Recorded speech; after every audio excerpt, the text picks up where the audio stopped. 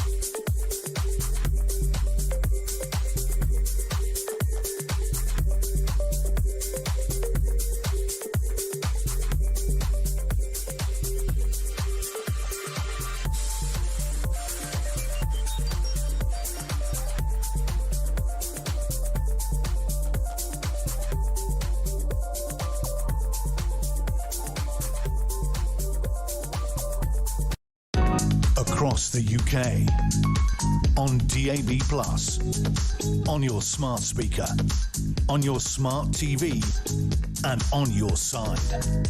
This is Talk.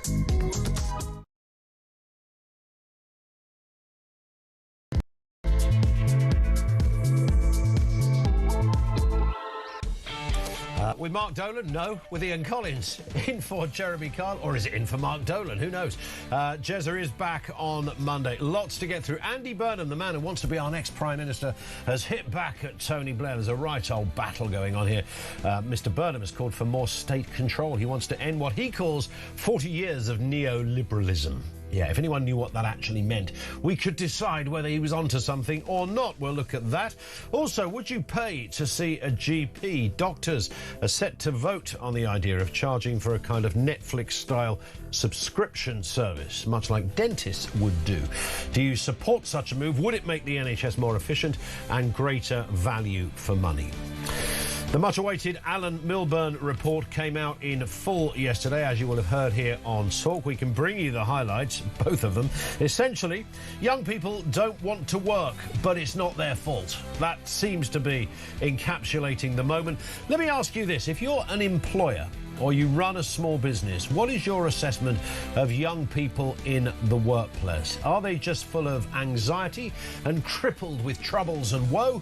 Or simply unreliable, unrealistic and bone idle? What is the reality? And is it a British thing as well? Nicola Sturgeon says she's enjoyed the worst week of her life after her husband was found guilty of that £500,000, just shy of, worth of embezzlement. We've actually uncovered the best clip, and we're going to play this here, the best clip you will have ever heard. This comes under the headline of words that come back to haunt you. It's an absolute beauty. And by the way, what was the worst week of your life? Or we'll take worst day of your... You know when everything just stacks against you, one thing after another. You can message us on that, 0344 499 1000. And let them eat hake fish and chip bosses are trying to get Brits to try different types of fish in order to save struggling chip shops. How do you fancy a portion of pollock instead of your standard cod? It's Fish and Chip Friday, of course. Your thoughts. 0344 499 1000. Everything you need to know. We'll bring you all the breaking news right here at the home of common sense on Talk. And, of course, you can message 87222. We also have Steve N. Allen with us, which is fantastic. Comedian, writer, broadcaster and good bloke. How are you, Steve? I'm not. After that intro, I'm 10% better, thank you. 10%? Yeah. Yeah. Well, I don't want to start too... I don't want to give away too much. I know. Exactly. We can work upwards from there, can't we? Which is good. Nice to see you, Steve. Lots to get through. I think we need to start with the Nicola Sturgeon. Do we start with Nicola Sturgeon? Only because this clip has emerged, which is... You know, there's always a clip, isn't it? There's always a receipt now. There's always a tweet. There's all that. And this is just... At every level, this just works brilliantly. So this was from... Was it Christian 2022? 2022, when she appeared on News Round. And they're always excruciating moments, a bit like, you know, when they do a school's question time, it's like, no, get in the bin. We don't want a school's question time. I've got no interest in what 12-year-old Ben from Haverstock thinks about anything, frankly. But they do these things. They're all very worthy. They did a series on News Round, which is still going. John Craven apparently no longer there. That was a surprise to me when I tuned in last. He was retired to the country, wasn't he? He literally put out to pasture. I think he's now been retired from the pasture. Really? Yes. Where did he go next? He features once a year on Countryfile, and that's to plug the calendar. Is he still doing nudes? He's still doing nudes. Yeah, yes, the calendar. Exactly, yeah, absolutely. Yeah. Happens to us all. Craven is great at that stuff. So Nicola Sturgeon is, I assume News Round did a kind of series of, you know, political leaders, and they get a load of kids to ask questions that are clearly given to the kid, because no child would have any interest in this stuff. No 7-year-old would give a hoot about the cost of living crisis, wouldn't even understand the phrase. So anyway, that's the setup of the piece. So this is Nicola Sturgeon appearing on Question Time. There's two lovely moments in this clip. Let's have a listen. Well, on that note, Kevin, do you want to ask your question to the First Minister? Go for it. How has the cost of living crisis affected your household? Well, Kevin, I'm not going to sit here and pretend that somebody like me in the job I do, which is, you know, paid well by comparison to lots of people across the country, I'm experiencing the cost of living crisis in the same way that many other people are, because I think if I was to pretend that that was the case, you would look at me and think, are you sure? Nevertheless, and the other admission I have to make here straight up is that my husband does most of the shopping in my household, so, but, you know, he notices, like everybody else does, the way things are going up in price in the supermarkets. Particularly the cost of a camper van. So there it is. He does most of the shopping. Yeah, we know that.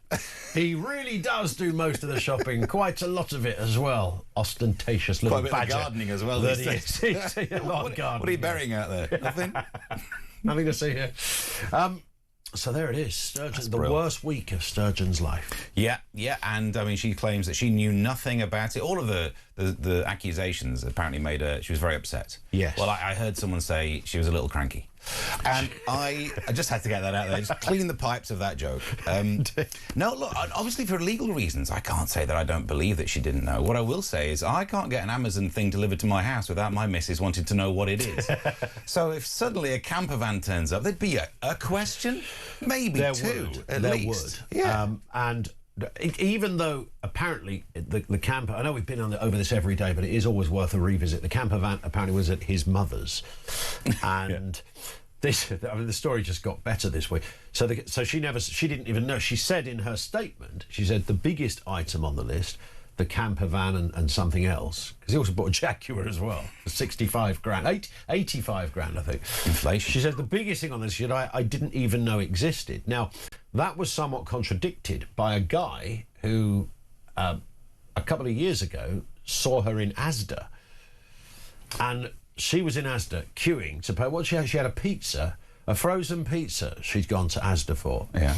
And some garlic bread, the full Peter K. You know, garlic bread? Yeah. She was in the queue and talking to another customer, and this fella overheard her say something on the lines of, I've got, what was it, Christian? I've got, Oh, yeah, I think the person said something like, I don't see you around here very often. It's, oh, my mother-in-law lives in the area. So if she was in the local Asda, local to her mother-in-law, one might assume, and of course we can't say for sure, she may just like going to Asda's that are further away from her house. Who doesn't? Who doesn't? Yeah. It could be that, or it could be that she did visit her mother-in-law's but just didn't see a massive camper van parked in the driveway. Yeah. But it's always possible to avoid Even things. it is, I suppose. You know, if you're not really paying attention, you just think, oh, who's parked this camper van? Isn't it a nightmare when people park these incredibly expensive camper vans? The Jag, even look, honestly, my missus knows all the details of what's going on. I would not be able to do any of the, whatever the correct verb is, the embezzle, the fraud, whatever Yes. is pled guilty to, whatever it is.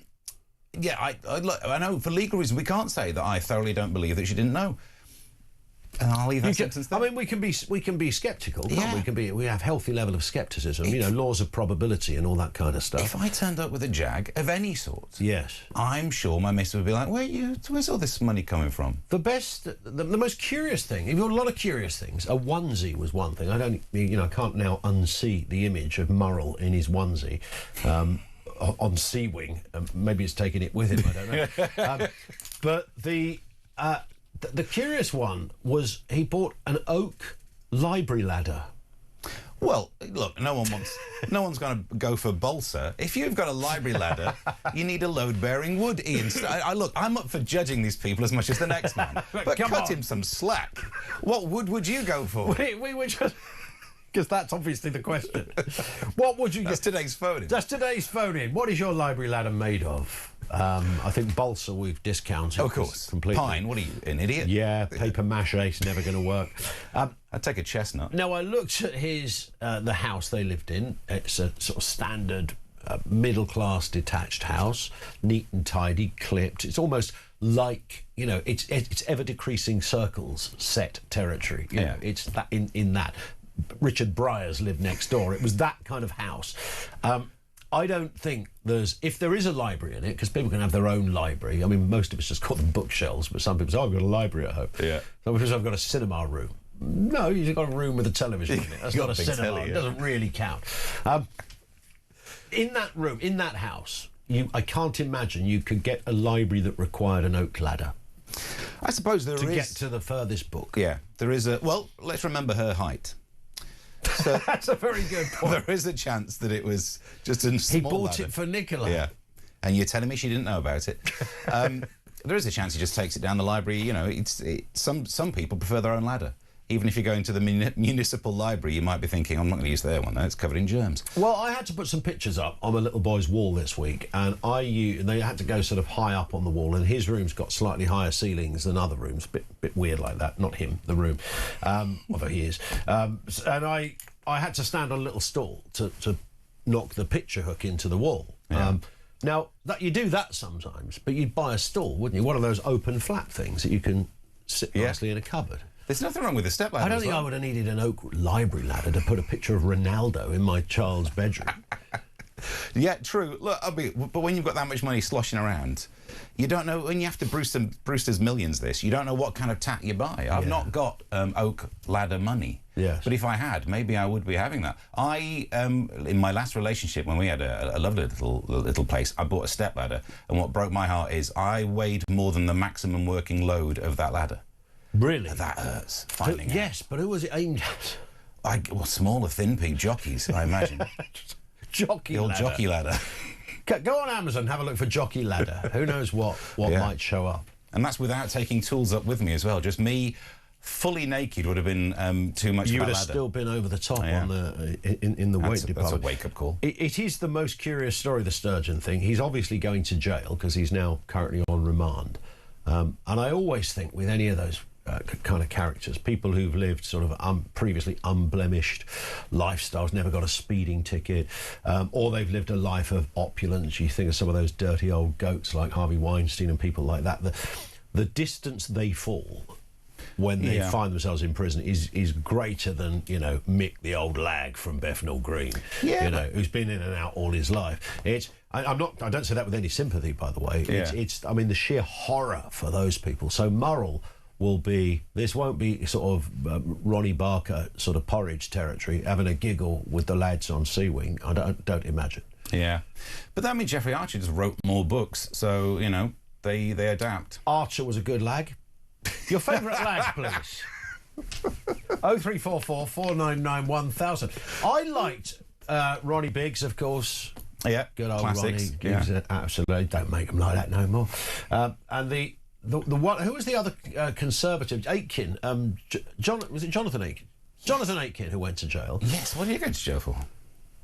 He for what's it called? Lying in court. What's the perjury? Perjury. Yeah, it's a perjury thing, I think. Let's retrospectively guess people's crimes. That I know. Wrong, there you go. Guess the crime. Here's the criminal. What was the crime? I think it was in similar department to Jeffrey Archer. Correct me if I'm wrong. He's in that ballpark. You've got to be careful because he will sue you, and in court he will say anything. Well, that's true. Be careful. Literally. Yeah, you can't fight these people. But actually, what he did, Aitken did, because Aitken was he'd started TVAM and things like that. He was, you know, he knew Thatcher. Thatcher then didn't like him because apparently he wouldn't date her daughter or something. There was all these kind of rumours around, or did date her daughter and ditched her or something of that nature. But anyway, what Aitken did when he was in prison, he helped prisoners. Because it's his first experience. And here's this Oxbridge privately educated posh boy shows up on, again, the apocryphal Sea Wing. And nobody could read or write. He couldn't work. He couldn't believe it. So he began to become. He became the letter writer. He was the brains of the wing. Yeah. You know, if it was a sitcom, there would be that character. And people leave you alone then, don't they leave you alone because he writes the letters for you, the letters to your solicitor, the letters to your. They would read out letters from relatives because they couldn't read, a lot of these guys. And he dedicated his life to that. Came out, became a vicar afterwards, and as kind of. You know, he's an older guy now. We've had him on a couple of times, and he must be in his, I don't know, I'm tempted to say early to mid-80s. Yeah. So it does work. Well, it did in that respect. Yeah. He turned it around. Now I'm thinking that was just a bit of perjury. That's not even that much of a... I'd probably walk that off. You know, it's not the worst crime to then have to fully turn your life around.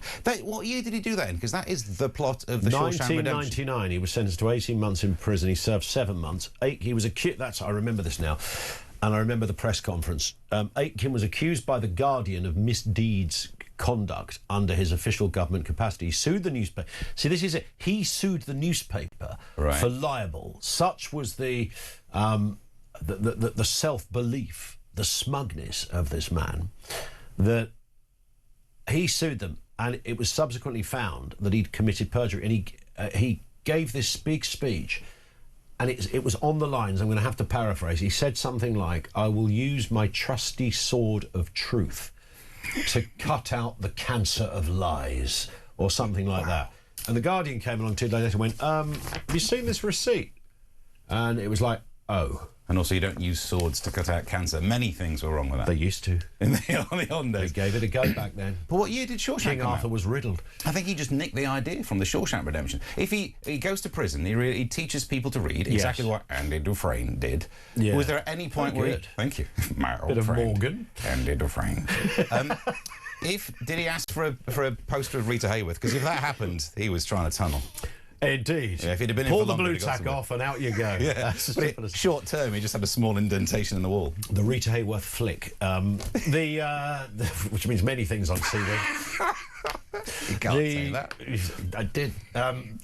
But yeah, so he was so smug about it that he actually sued them when he knew he was wrong. And when they showed this receipt, it was something about he'd stayed in a hotel, or that might have been, was that the Jeffrey Archer one? But it was in the ballpark. They had the receipts, quite literally, and he went to jail, but he rediscovered himself. So will Peter Murrell, how will Peter Murrell come out of jail? There's another phone-in for you. He's going to have a great holiday in that big old camper van. That's the thing, the camper van was just left there as well.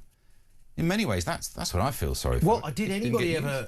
Nobody's mentioned the mileage, because we know that there was a journey from where it was purchased. It then went somewhere to be serviced or something. This is I think from police reports.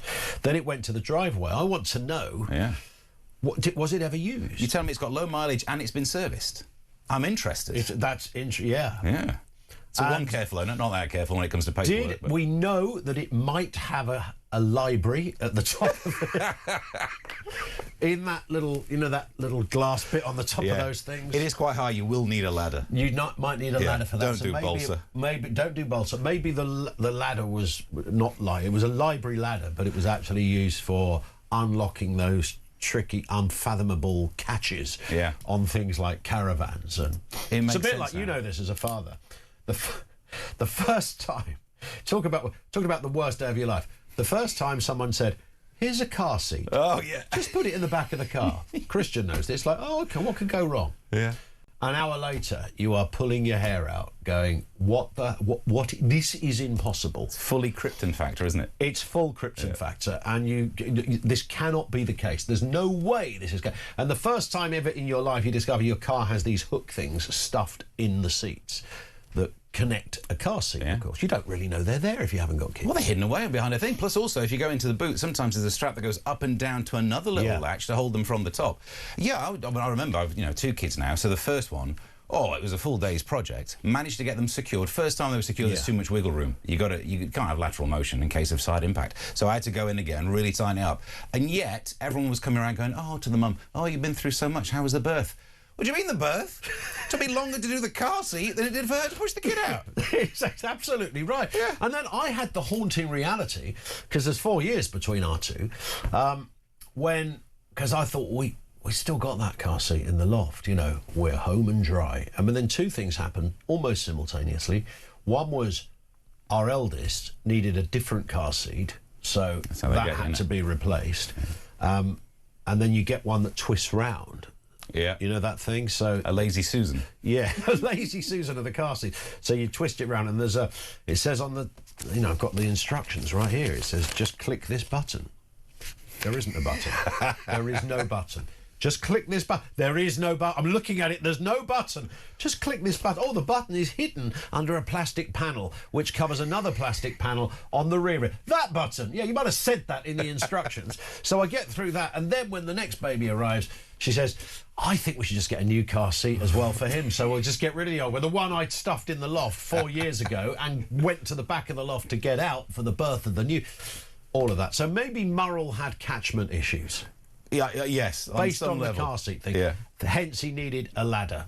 Yeah. I take it all back. All the harsh things I've said about them, now it all makes so much sense. If anything, I'm supporting them. This from Dave in Aberdeen. Morning, Ian. I had a step ladder. Sadly, never knew my real ladder. We're trying to do serious news Have you thought of reportage. ringing Nicky Campbell? Because he'll help you out on that. Don't worry. He'll find it. He'll cry. This one in from Sarah near Plymouth, who says, don't give us half a story. What topping was on Sturgeon's pizza from Asda? Was it caviar? Boom, boom. That's a very good point. We don't know. I would imagine that the Sturgeons and the Murrells would be basic margarita. Well, I think if you're called sturgeon, you don't eat caviar, because that'd feel wrong, wouldn't it? So, I didn't even get the gag until you've just explained it. Sorry, I was just going with it as in sort of a gag of opulence. Yeah. No, sorry, Sarah. She's I've completely underestimated Sarah's comedic abilities. Yeah? Never again should you judge. I'm going margarita for that one. And this one from Graham says, I've just heard that clip of Nicola Sturgeon and laughed out loud. Sounds like Sturgeon's doing a Starmer saying she didn't know. She didn't know anything, Graham, apparently. Bless her. Steve Ann Allen is with us. We've got more stories to cover. I say more stories. We haven't covered any yet, really, of any substance. We've just sort of riffed on Sturgeon ladders. We are going to talk about lazy kids. Because it's never popular to say, well, kids are all just bone idle, aren't they? Hey, don't want to do a day's work. There is a bit of that. When we talk, there's a bit of... It's not about bone idle, because the young person's perception of what work is and expectations around work has shifted. In the same way that you say, anxiety, you haven't got depression, you just got a bit of anxiety. But to that person, they have mild depression or anxiety. So all the markers of what once was have kind of moved. This, I think, was Milburn's assessment, that kids want to work. Or do they? If you run a small business, we're all ears. We'll come to that one as well in a couple of moments. 0344 499 1000. This is Talk.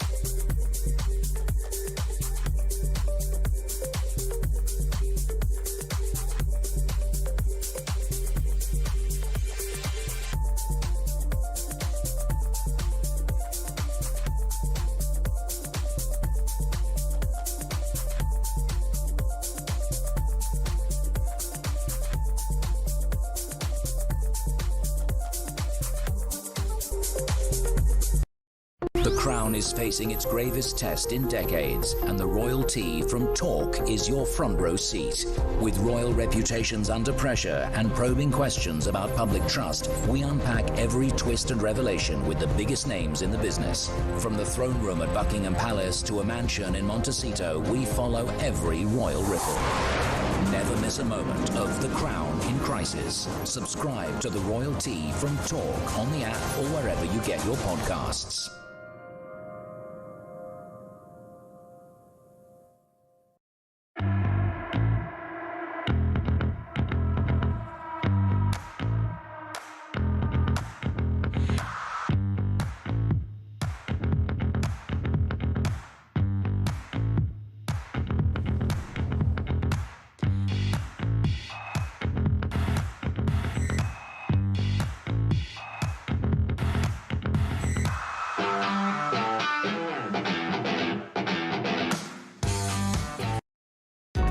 Across the UK, on DAB+, on your smart speaker, on your smart TV, and on your side.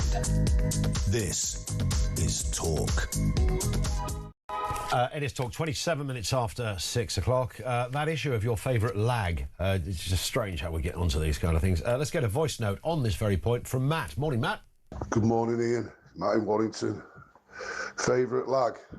Person who's been banged up, who shouldn't have been banged up. Really nice character, loved by the nation. Deirdre Barlow.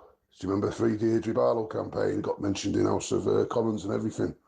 Yeah, she was the one, Deirdre Barlow. Anyway, great show. Matt, thank you very much indeed. I remember the Free Deirdre campaign. Free Weatherfield 1 or whatever it was. Yeah, it was an absolute outrage that Barlow was behind the behind bars. Do you remember when that was the biggest problem in this nation? Like, literally, the government would pay attention to that. Amazing. Why did Deirdre go to jail? Perjury. Do you think it was? It was something to do with that fella she was seeing, wasn't it? And he was a con man or something, and... Yes, because by then she'd left Ken. It's not Ken's fault. No, it wasn't Ken. Deirdre Rashid or something by then was her name, was it? Yeah, him. I think it was him. And then there was the other guy who was said he was an airline pilot, and he wasn't an airline pilot. Deirdre. Deirdre. It all centred around Deirdre. We had, years ago when I was on TalkSport, I had Ken Barlow come in as a guest, and it was possibly the weirdest thing looking at Ken Barlow. This is a person that's been on the television since I've been alive. Yeah. He's never not been on the television. So when you see somebody like Ken Barlow, your brain tells you it's someone wearing a Ken Barlow mask. It's like, that's not real. That's him. That's actually him. It's not like, you know, when you see somebody on the telly and you go, oh, they don't quite look as I thought they were going to look. There's something slightly different about them. They're not as tall. He was everything that he is on the telly. Sounded the same, looked the same, his mannerisms were the same. I thought, this is too real. The only other person that did that to me was Jerry Springer when he came in for almost the same reason. Because he's such a... His face is almost a caricature of himself. Yeah. Well, also, no offence to Ken Barlow, or whatever his name is, but Bill Roach. Right? Bill Roach, yeah, there you go. Yeah. But that, I don't think he was acting. I think if you're in soaps, quite often they're not acting, are they? You play yourself so much that it's not like, oh, you're thoroughly different in real life. You know, not the woman who played Pam St Clements, whatever. Pam St Clements, yeah, in EastEnders. Thoroughly different. Sounds posh in real life. That's like she's had a stroke and has a different accent. You meet those people sometimes, and that's always quite a reveal, isn't it? I remember Jerry Springer. He came in and he'd come over to the UK for some reason, and he was doing "Have I Got News for You?" the night that he was. The next day after he was, the evening or something of the day he was in with me, and I just remember he said, you know, this Angus character that, you know, used to present this show, what happened to him then? I said, well, it was a lot of tabloid stuff, you know. There was, you know, the allegations. It was, you know, the headline said cocaine and hookers, and, you know, nights out that lasted forever, and, you know, and he considered the words, my explanation. He said, so what was the downside? It was just a beautiful Springer moment. And then when he left the studio at the old TalkSport, he was absolutely mobbed in the street. It wasn't a particularly busy road. It's just that every single person that walked out of the building knew who he was. Right. It wasn't, you know, when you meet a famous person in the street and you think, is that Ian Beale? It looks a bit like him. Yeah. And the bigger they are, it's even harder. You know, or there's someone who looks like Robert De Niro. It might be Robert De Niro. But you wouldn't believe but Robert De Niro's in Asda. Yes, yeah. Exactly. Springer, it's like, that's Jerry Springer. And he just stopped diligently for about an hour and spoke to people outside. Bet he loved all of that. I think he'd had his own previous as well with sort of, you know, issues around the aforementioned. So. Yeah, I saw there's a Netflix documentary about that show. Is there? Yeah. Oh, there is, isn't there? Yeah. Some dodgy stuff happened. It was the trailblazer for quite a lot, wasn't it? Yeah, I mean, without Jerry Springer, we wouldn't have had Trisha, Vanessa. I mean, I know I'm sat in this room and who often presents on this stuff. I wonder who else wouldn't have been around. Do you know there was one that nobody remembers this? So there was, I think... Can I guess what you're going to say? Robert Kilroy Silk? No. Oh, Kilroy Silk. Yeah. Kilroy, I like. We wouldn't have Brexit if it weren't for Jerry Springer. We would, exactly, yes. It all links up, doesn't it? Robert Kilroy Silk did Kilroy on the BBC. Vanessa just did Vanessa. When she went, Trisha Goddard took over. And both of those people have worked here, by the way. But in the mix of all of this, a short-lived, same format programme called The Crystal Rose Show. No, that's a stripper name. You'd think so? Yeah. I would have been very disappointed. Crystal Rose, and I'm sure I think I Googled her recently, and that you know, I've been onto the Google boys in the history department ever since. But the Crystal Rose, you can't erase this stuff. Show me Crystal Rose, please. Yeah, and I don't know. I never saw her again. I don't know what happened. Am I the somebody set my brain at ease, please? 87222. Am I the only bloke that did I make up an entire TV show called The Crystal Rose Show? It had a really cheesy jingle, Crystal Rose Show, one of those kind of things. No, I'm not buying it. You had a fever cheese dream. That's what happened. You had some late night cheese. You dreamt the entire late night margarita from Asda. Yeah.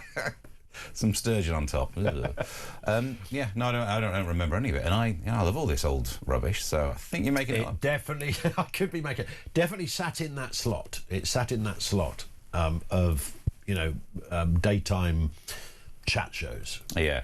Which, but if without Robert the other one, John Stapleton. It wasn't. It was a bit more highbrow. John Stapleton did it. The Time, the Place. You must remember that one. Was that one of those Central TV? Is it ITV? No, there was a Central. I went up there once to do a Central TV one, and Nicky Campbell was doing it. Yeah, Andrew Neil used to sometimes do it, and I went up there, so I was booked. So you would be booked. They'd have an audience, and then they would book some voices that were sort of in the audience. Right. And sat there. Word is planned. You can say planned. Yeah, it's sort of planned a little bit. Well, because if it's not, it just becomes disjointed. So there's got to be a bit of structure to it. Hour and a half recording, never said a word. Never said a single word. Unbelievable. 100 quid in my pocket, taxi drive home, and never said a single word. And I was glad, actually, because they weren't that interesting subjects. It was like, no, I wasn't glad. I was bemused, but I had nothing to add. Right. So, but then you're just in the background of a TV show. It's like people will be watching repeats or something, like finding you in the back of Top of the Pops, which actually you don't want to do that these days. There's no, that's even worse than really don't want to be discovered on an old reel in the back of Top of the Pops, because you'd start looking for things, wouldn't you? The clues were there, maybe. Let's just before we pause, I want to play this Alan Milburn clip because this is the more serious stuff. This is young people not in work. There's over 1 million young people. That figure is set to increase in the next to the point of 1 in 6, which is a jaw-dropping number. You try to imagine what 1 in 6 under 25 looks like. That's a whole lot of people. So this was Alan Milburn. He'd written this report. They trickled out different headlines over the course of the last week. We discussed it each day that they did. There was social media and, of course, getting into the workplace. Yesterday, Mr. Milburn, former government minister, back in the Blair days and the like in the Brown days, he took to the podium. Long bit of research he'd gone into. There were graphs and pie charts and spreadsheets and all sorts of things. This is what he said about young people not in work, education or training. There is no singular explanation for the NEET problem worsening, but there is one standout change. Over the past decade, the proportion who say they're NEET due to a work-limiting health condition has increased by 70%. The proportion of NEET citing mental health or conditions like ADHD and autism as their primary condition has more than doubled. So it's more than doubled. Now, I don't think you have to be a cynic. I think a medic would probably say that's probably not a fully accurate insight. The idea that any condition in a matter of a few years had doubled, we either have redefined the condition. Do people suddenly catch autism or ADHD? I don't think so. Are people just more forthcoming in having it diagnosed? Or are we transposing a bit of anxiety for something greater? You know, even if you give it the most gracious analysis and you think, OK, we were misdiagnosing or not diagnosing enough, so we were missing these cases. Now that we know more about it, people will come forward and get diagnosed. But it still implies that roughly the same number of people would have had these conditions decades ago and still worked. So regardless of whether we can identify the diagnosis is, I see it, it's a graph and great, but it shouldn't impact the number of people who are in work, which is the core issue here. This is why we're going to suddenly hit the buffers when the economy fails, because there's not enough people in work. If you can tap out of work, here's my uneducated belief on this. If you learn about anxiety before you learn about how hard life is, you'll think you're having a particularly rough time. I think life is harder than it is easier. Way to put it. Yeah. It's not an absolute walk in the park. Most of life isn't happiness. Yeah. And if challenges come along and you haven't learned, oh, I've got to fight these challenges. Oh, I've got to put the effort in and overcome my challenges. If the first lesson you're taught is, no, you better go and get a diagnosis and some medication. So when a younger person says, I can't go to work today, I'm anxious, in their mind, that is real. I think this is the point that really, Milburn's put it very, very politely. But so that is real to that person, and not going to work is a genuine option. Yeah. That isn't up for debate. I have anxiety, therefore that's a mental health condition, which, let's be honest, is a spectrum that is, you know, wider than the Mersey. I mean, this is, you know, a big kind of pie chart of possibilities under that same umbrella. So to that kid, it's real. So they're not doing anything wrong. So they have anxiety days built in now. Yeah. And going into the workplace, having somebody tell them what to do in a different way to a teacher would tell you what to do, is, to some, it's not palatable. You can't talk to me like that. No, I've only just asked you to move the bag, because that's literally, we've employed you as the bag mover. Look, there it is on the floor. You applied for it. Look. And a friend of mine ran a hairdresser salon in Ashford, and he was saying that he had a girl come in. This was a little bit before all of this, but not so long before. He said a girl came in, and it was her first day, and she walked in, and the first thing she did was sit down. She came in, and she went, oh, I'm really tired. And she just sat down in one of the seats. And he said, just jokingly, he said, do you want a stall for your feet? And he pulled up a stall. She went, oh, thanks, and stuck her feet on it. And it was like, yeah, that's where the problem is. Yeah. So it's entitlement without using it as a kind of pejorative. It's just, that's a genuine observation. That was his view. You know, she believed that was okay. Yeah. She wasn't horrible. She wasn't, but it turned out she was quite bone idle because she didn't have an ethic. And 2 days later, she called in sick. It's her first day, her first job. I think I'm bone idle too, but I grew up in a time where I didn't have an option. If I'd have had the option, I'd be doing less. But I think in the 80s and 90s, if you had anxiety or bone idleness or whatever it is, you still felt you had to work because of societal expectations. Back in the 1940s, if you didn't do it, you'd just starve. Indeed. Let's get a word on this, a voice note on young people in the workplace. It comes from Anna. Morning, Anna. So my assessment of young people in the workplace, 18 and under, if they do turn up, they are bone idle and they cannot put their phones down.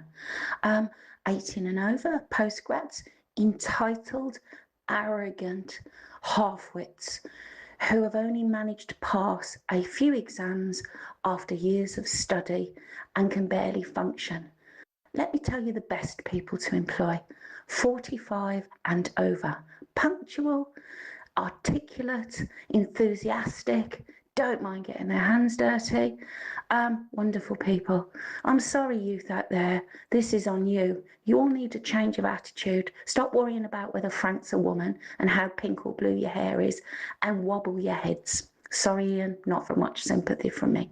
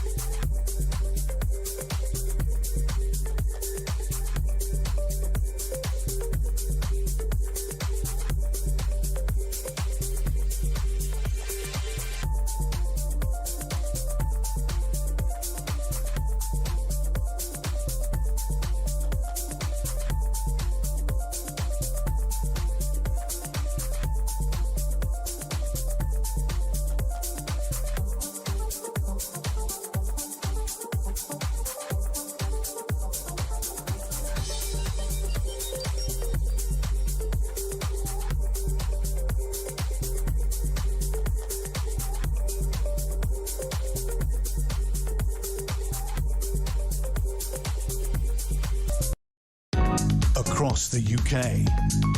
On DAB+, on your smart speaker, on your smart TV, and on your side. This is Talk. Lots of information to get through here. It's amazing how fast-paced this show is, and our audience, I say this all the time, are just the very best. I mean, the very best. There's always lots of information coming through. This from Diane, who says, just Google Crystal Rose TV show, aired on Carlton TV in 1993, so you haven't dreamt it, but I defo wasn't aware of it. But is anybody aware of it? Dave, our tech op this morning, and that was a surprise. Nobody told me about that. Had they told me, I wouldn't be here. We love Dave. He's going. I've just given Dave anxiety. Dave's done a bit of research. There were 103 Crystal Rose shows. Wow. So substantial enough. Where was Carlton TV? Maybe this is why. Was it just regional?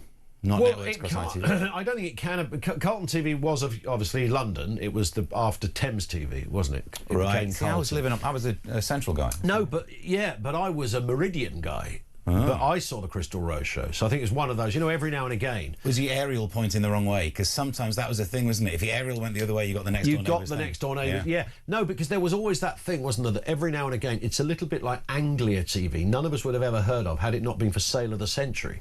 That's how everybody knows Anglia TV. Yeah. And then there was Yorkshire TV used to knock out a couple of shows that go national. Not many from Yorkshire, though, if we're brutally honest. Countdown.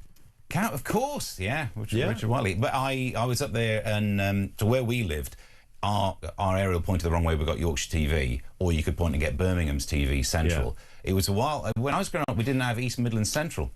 I feel left out. The part of the country that gave this nation Robin Hood, and, well, obviously they came from Yorkshire. It's a bad example. We gave them nothing, but where was our TV? Pebble Mill. No, that was BBC, wasn't it? But BBC Birmingham, though. Yeah.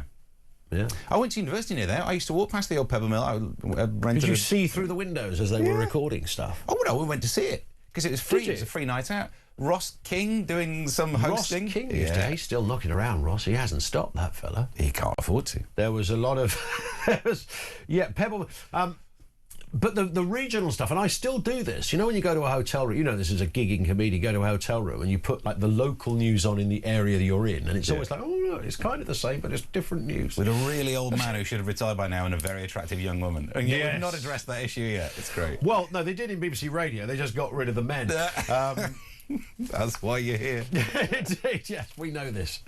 Lots going on at this end. We're talking about young people. I thought, by the way, Anna's voicemail was brilliant that we played just before the last break. The best people to employ are over 45. So I'm interested if you run a small business, if you're a one-man band, and the idea of employ...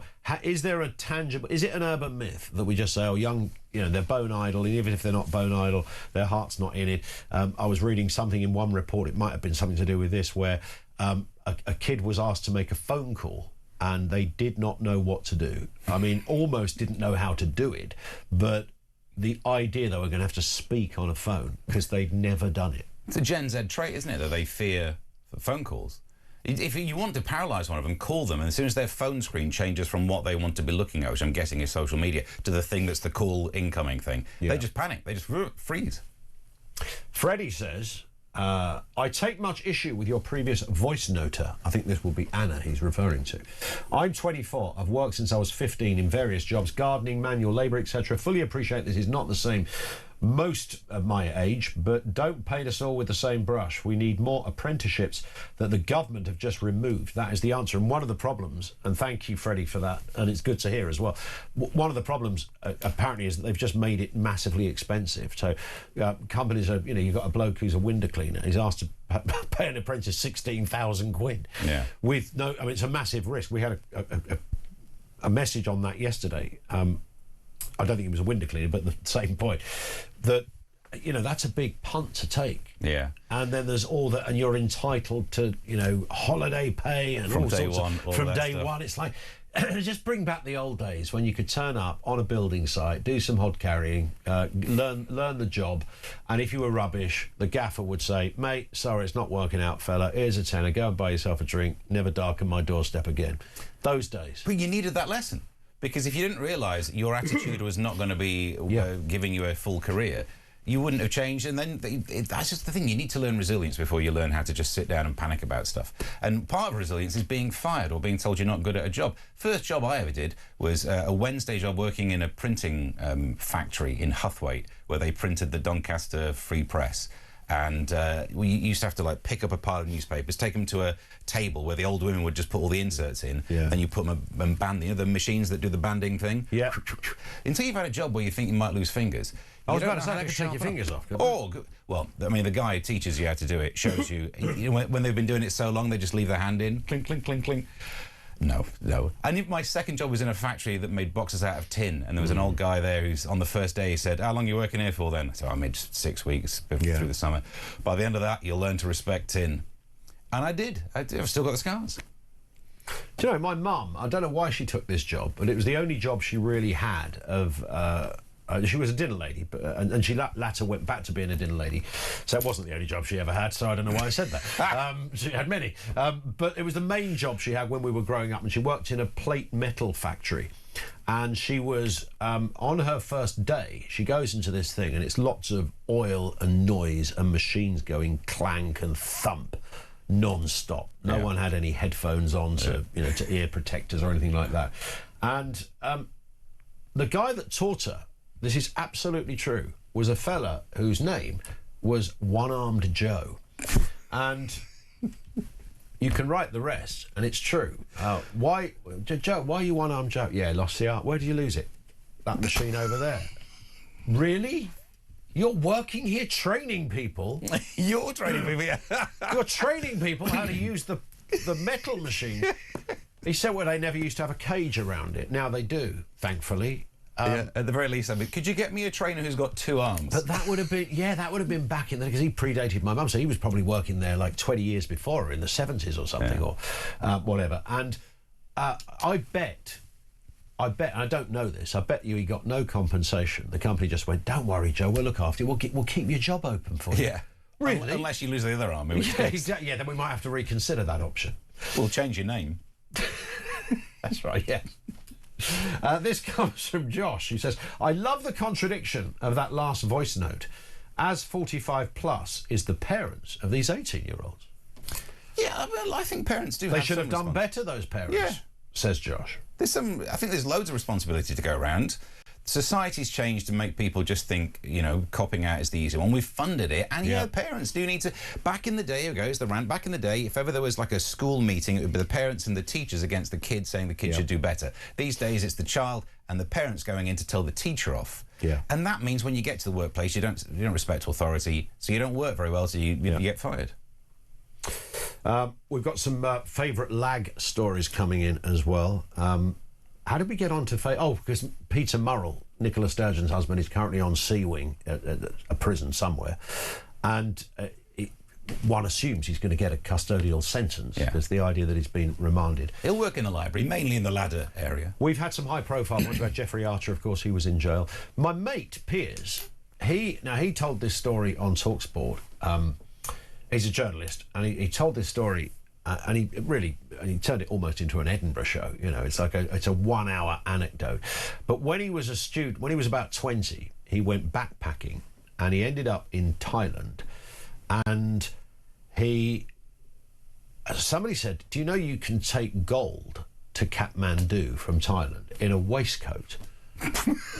Okay, and this was a student thing, and they'll pay you like $100 to pay for your flight. It gets you to Kathmandu, so you can see Everest and stuff, and you get $100. And it's not like you're smuggling drugs or it is guns or something. It's very similar, but it's not got that kind of vibe to it. There's something.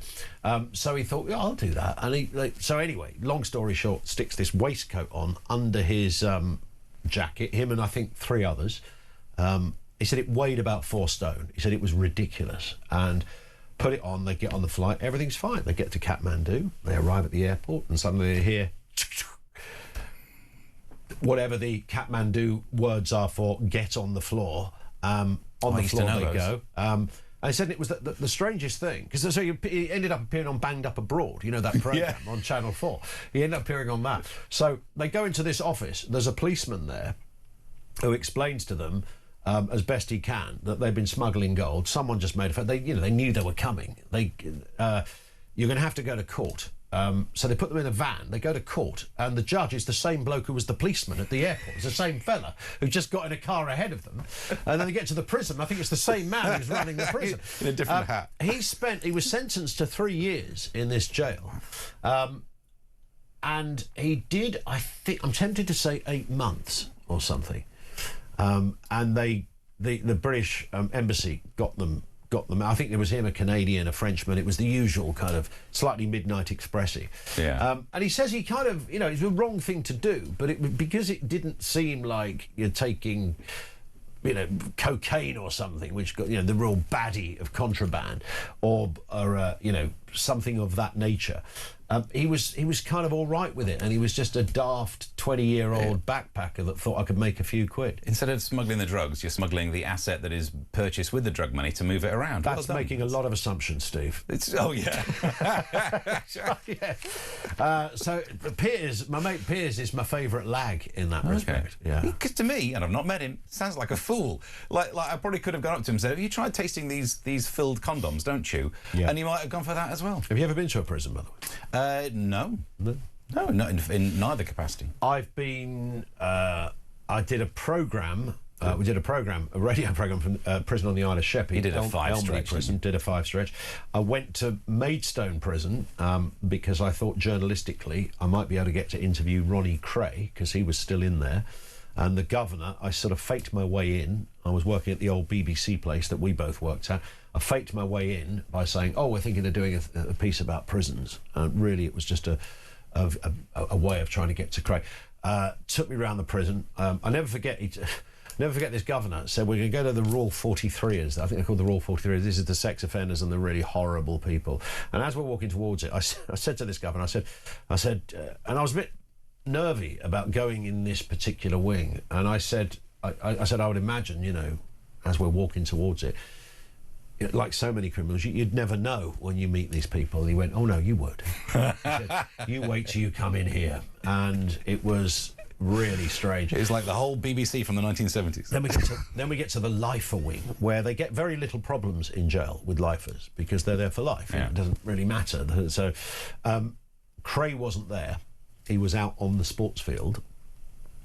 Go back to the governor's office, and I just happened to very clumsily, because I was quite naive, said, "So, Ronnie Cray, do you think he would do an interview with me?"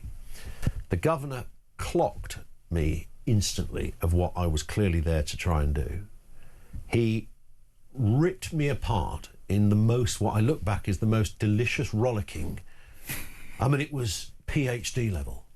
He said, "If you think me, as a governor, are going to let one of my prisoners, I don't care how high profile they are, one of my prisoners talk to the likes of you, I would advise him every day of the week not to do that. Now get out." Wow. So I actually escaped from Maidstone Prison. I walked out, my legs were wobbling like jelly. This guy's better than my agent. It was horrific. Yeah. It was. I felt so stupid because I hadn't subtly done it. I should have waited for a day, got back in touch with him. Could I interview a selection of prisoners? Maybe a lifer, possibly a well-known one. Maybe that guy called Ronnie. I don't know. I've never forgotten that. I have a slight bilious feeling when I think about it. Yeah. I'm glad you got out, because they can tell by looking, and maybe you didn't get put in the one of those wings. Absolutely right. We're out of. Are we out of time? Are we going to do the voice note and then come back to Steve, or are we out of time? We're done, Steve. Well, that's brief. You can go and have a full English now, as we discussed yesterday on the show. Oh, thank you. No, I'm up for that. Ketchup or brown sauce? Oh, ketchup. No, I'm ketchup all the way, apart from a bacon sandwich of brown sauce. 0344 499 1000, that's where you'll find us. Drop us a voice note there as well. Kids not working, what is behind that? And favourite lags as well. How we got onto that, I've even forgotten now. Let's get a voice note on that very point from Hydro. Growing up in West London, on my beloved Highfields estate, big letters sprayed across the wall. Nelson Mandela, free Lester Pickett.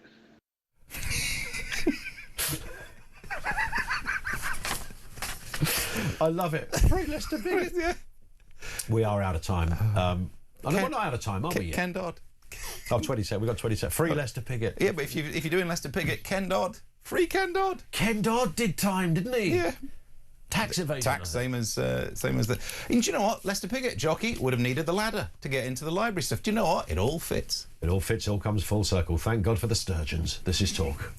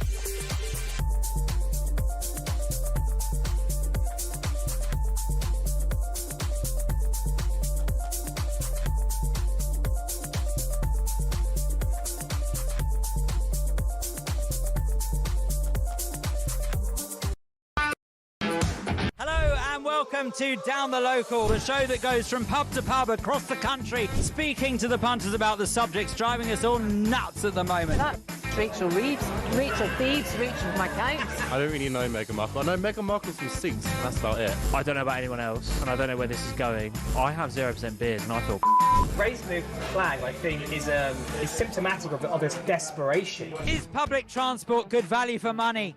No, it isn't. You really don't like speaking to people.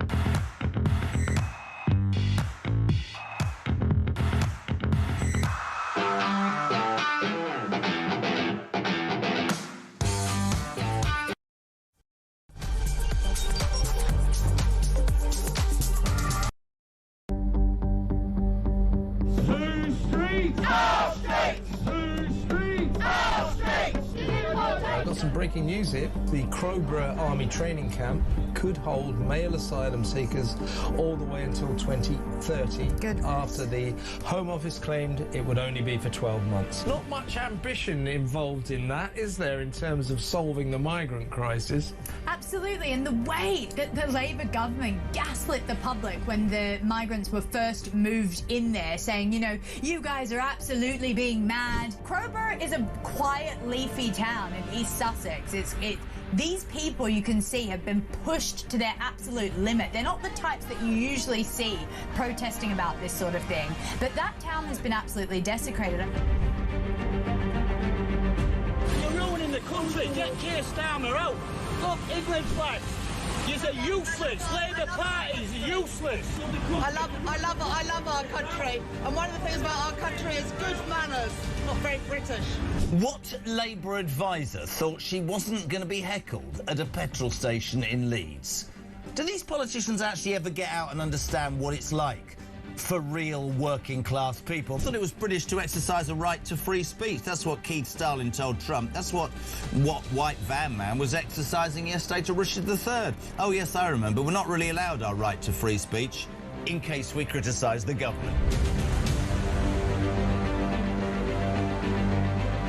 You can't blame people so many decades away from you for the chaos that has been caused by Labour. This is cheap. It's cheap politics, isn't it, Syrian? Well, it's stupid politics. I mean, who raised national insurance on part-time workers? Labour.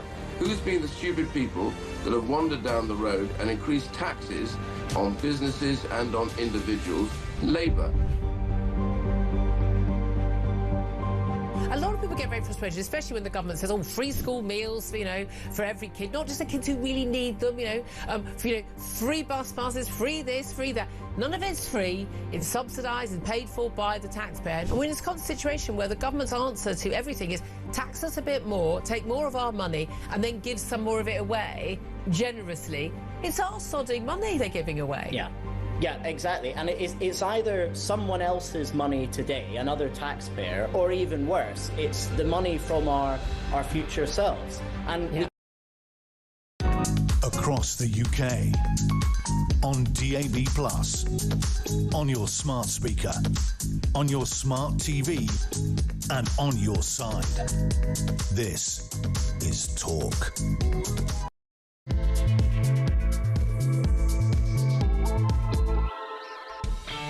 It is Talk Breakfast. Yeah, good morning, Ian Collins. For the last day in for Jezza, he's back on Monday. So Andy Burnham, the man who wants to be our next Prime Minister, has hit back at Tony Blair and called for more state control. He wants to end what he calls 40 years of neoliberalism. If anyone knew what that really meant, we could decide whether he's right or wrong. I know where my money would instinctively be. Also this morning, would you pay to see a GP? Doctors are set to vote on the idea of charging for a kind of Netflix-style subscription service, much like dentists would do. Would you support such a move? And would it make the NHS more efficient and greater value for money? Details to come. That much-awaited Alan Milburn report finally came out yesterday in full. We can bring you some of the highlights, both of them. Essentially, young people don't want to work, but it's not actually their fault. Let me ask you this. If you are an employer and run a small business, what is your assessment of younger people in the workplace? Are they just full of anxiety and crippled with trouble? Or simply unreliable, unrealistic and bone idle? And is it a British thing as well? Curious on that angle too. 0344 499 1000. Elsewhere, Nicola Sturgeon says she's enjoyed the worst week of her life after her husband was found guilty of a £500,000, or just shy of £500,000 worth of embezzlement. We've uncovered, by the way, if you didn't hear it in the first hour, we will play it again, the best clip ever. A clip that comes under the headline of words that come back to haunt you. And by the way, what was the worst week of your life? Or we'll go for the worst day. You know when a set of events seem to conspire against you? It always starts off with something like, I don't know, spilling your cup of tea in the kitchen. And then you miss the train. And on it goes. It's a domino effect of doom. Have you been there? Or was it something even worse than that? Oh, and then you got fired at the end of the day. 0344 499 1000.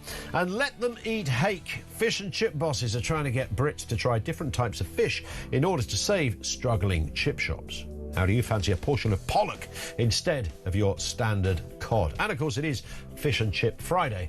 We'll take your thoughts on suggestions and what you perhaps purchase down your local chippy. They have embroidered their menus quite a lot over the years, haven't they, to go outside. Like you could never buy fried chicken before in a chippy. I can remember scampi arriving in the chip shop. I mean, that was really a moment. Wow.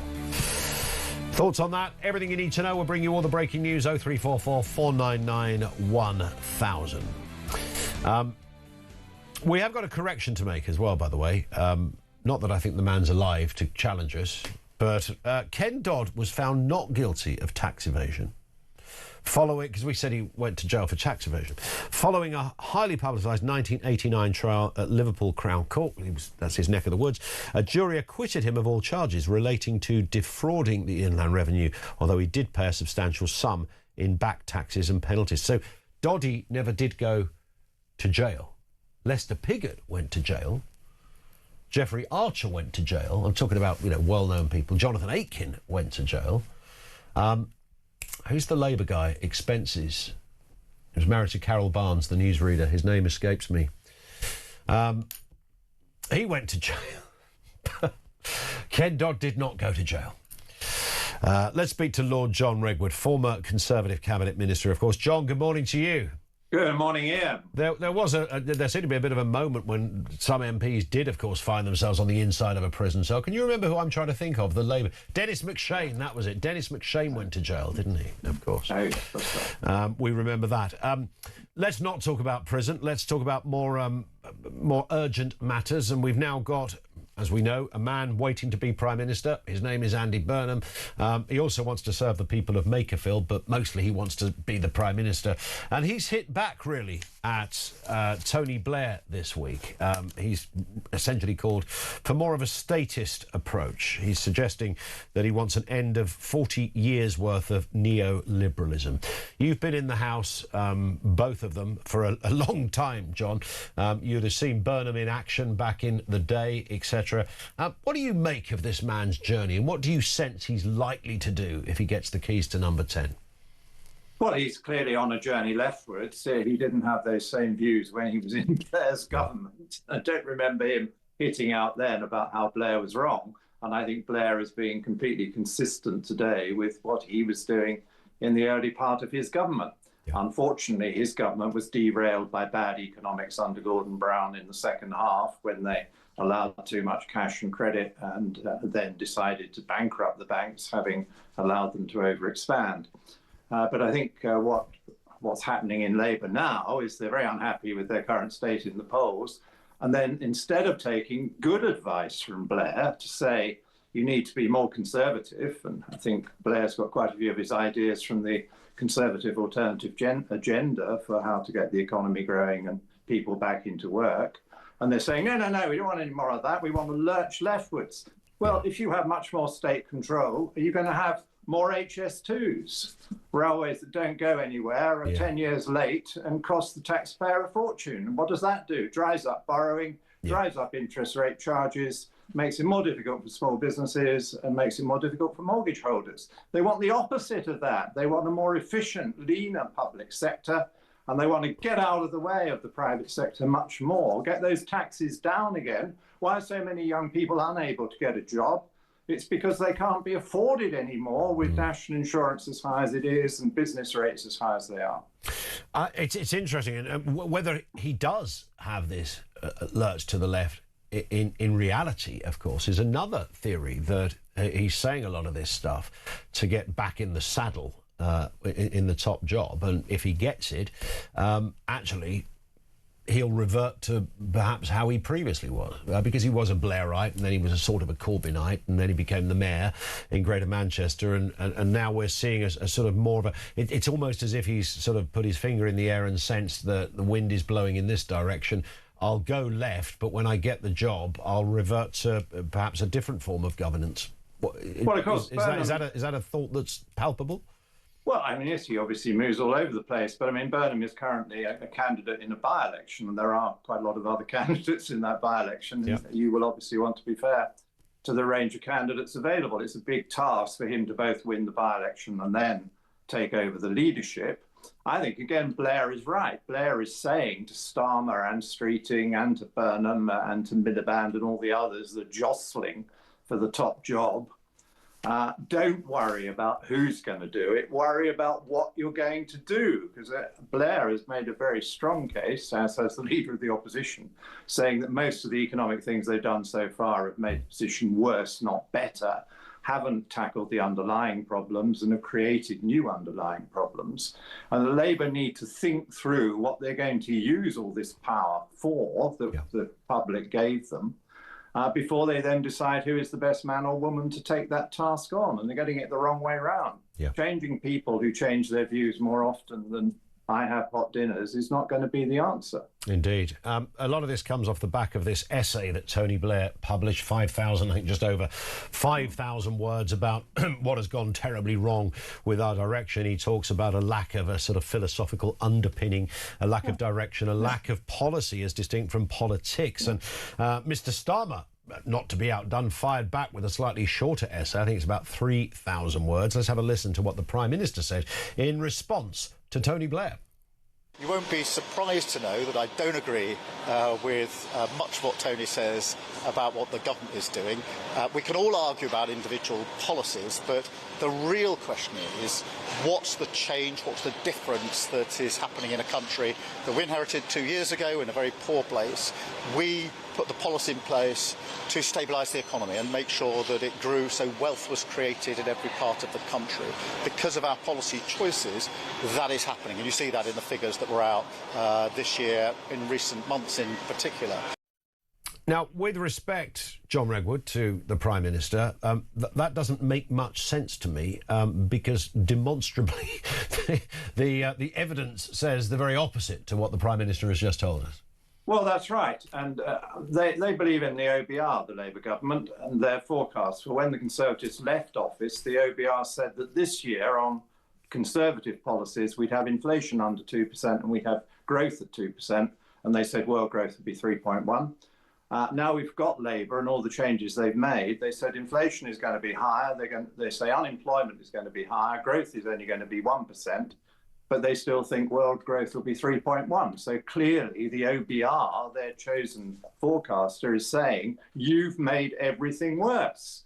And that is what Blair is saying. That's why I find myself in a strange position of agreeing with a lot of what Tony Blair has written in his very long essay and disagreeing with the Starmer essay. Starmer won't accept that his national insurance rises, his business tax rises have damaged business. He won't accept that his energy policy is completely potty, stopping us getting our own energy out of the ground, with all the tax revenue you get from that and all the better paid jobs you get from that.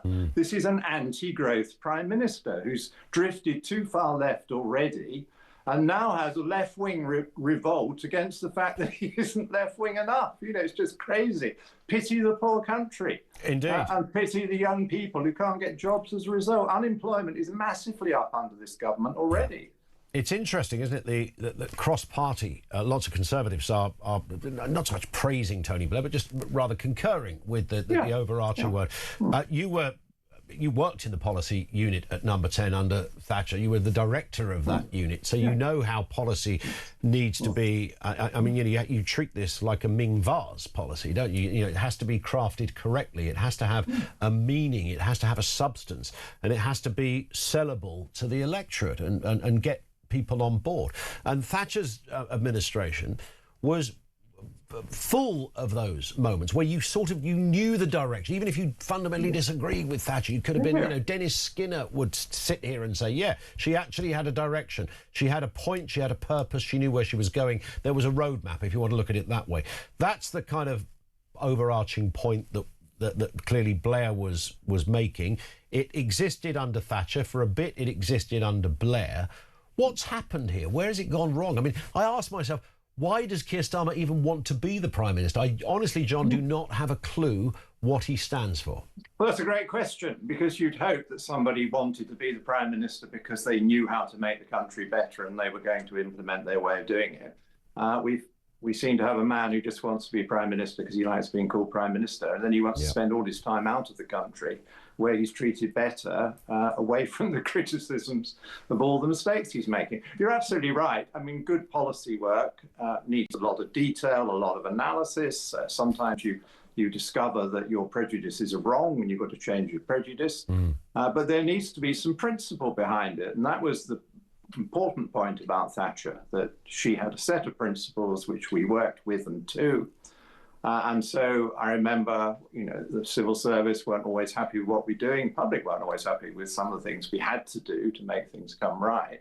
But the civil service one day did say something nice to me. And they said, well, at least with you lot, we know where we stand. Yes. You give us a clear steer of what we've got to do. And we can now predict what you're going to do next because you've got a set of principles. There's nothing like that for Starmer.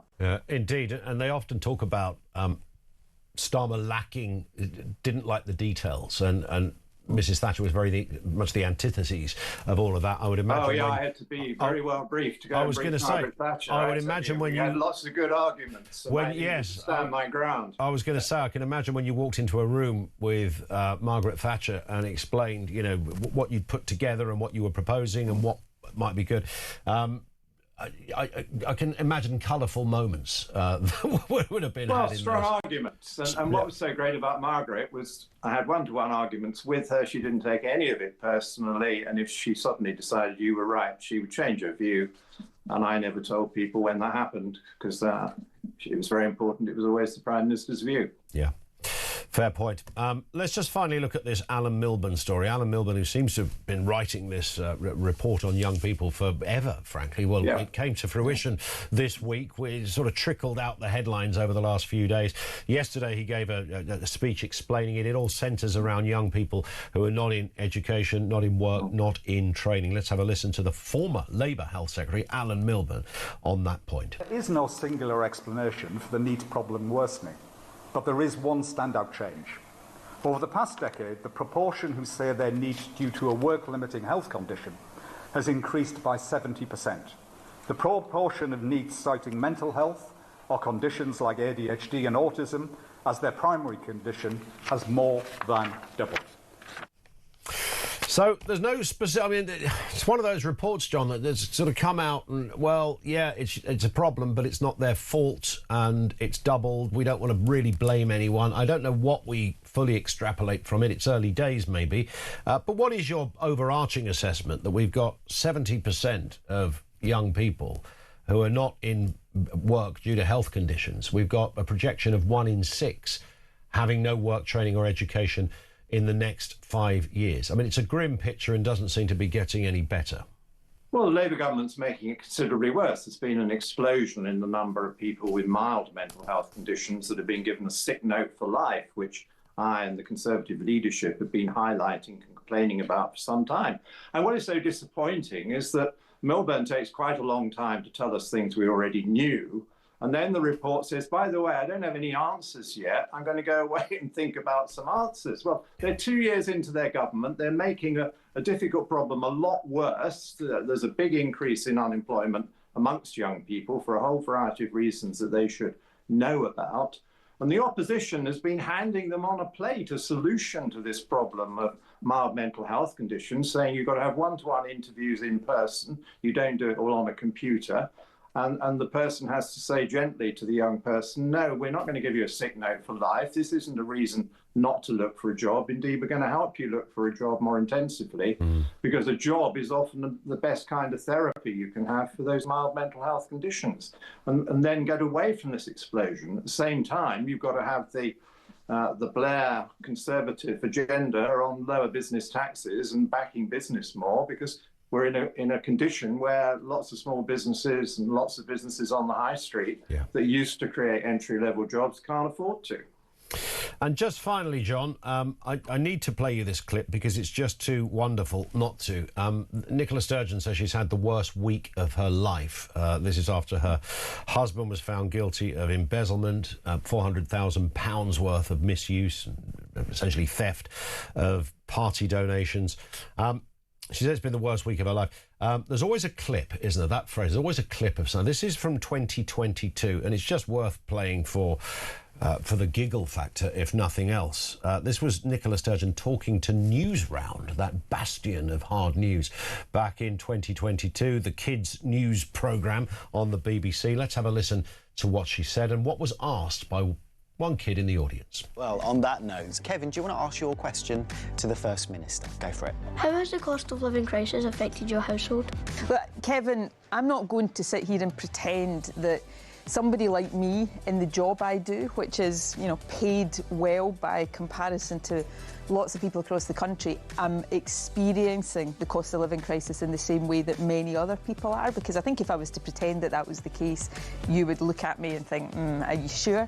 Nevertheless, and the other admission I have to make here straight up is that my husband does most of the shopping in my household, so, but, you know, he notices, like everybody else does, the way things are going up in price in the supermarkets.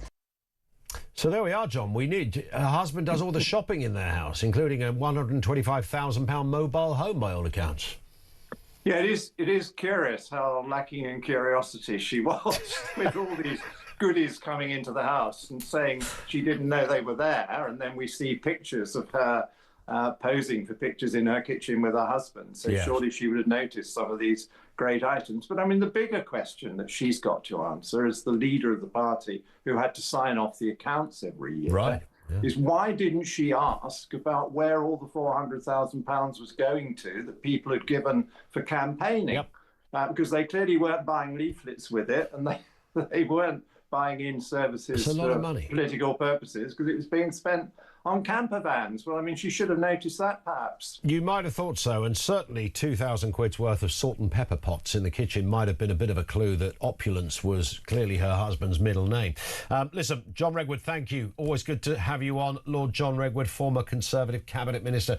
Loads of comments coming in from you. By the way, Ken Dodd, I mentioned Ken Dodd, of course, that he did not actually go to jail. Peter says, Peter of Southend-on-Sea, Ken Dodd did time, did he? No, did he? Yes. Couple of... But it turns out he didn't do time.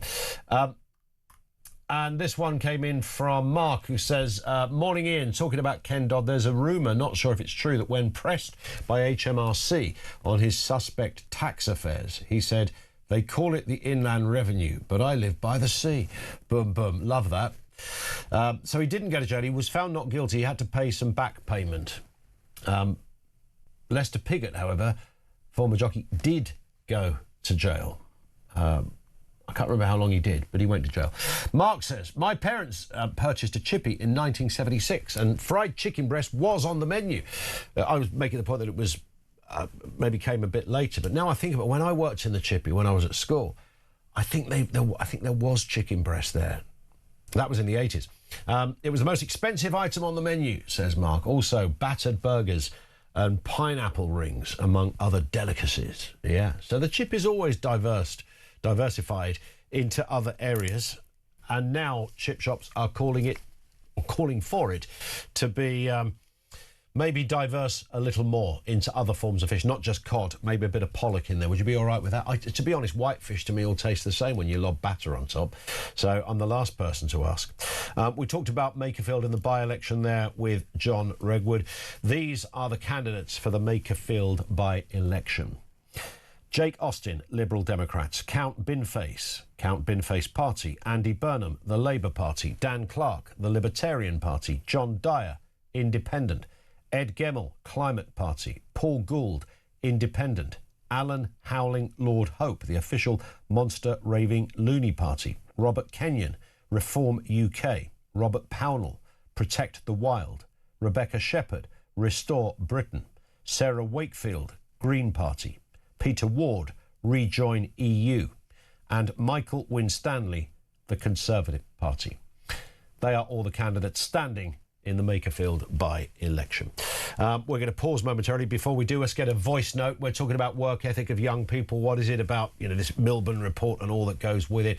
If you're an employer, if you manage a place, even if it's not your own business as such, but you're responsible for, a new kid coming in, work experience, training, apprenticeship. What are you seeing on the ground? What is actually happening out there? Lots of cliches, all bone idle. Clearly not all young kids are bone idle, but there is a work ethic that has gone slightly skew-if over the years. Let's get a voice note on that from Phil. Morning, Phil. Hi, Ian. Phil in Nottingham here, matey. You can pinpoint the moment at which the work ethic of the youth, etc., got destroyed, and it was school sports day, where everybody got a participation medal. You got congratulated just for having a go. No winners, no losers, and that's the problem, matey. You come last and you still get a medal. No, that is not the way life works.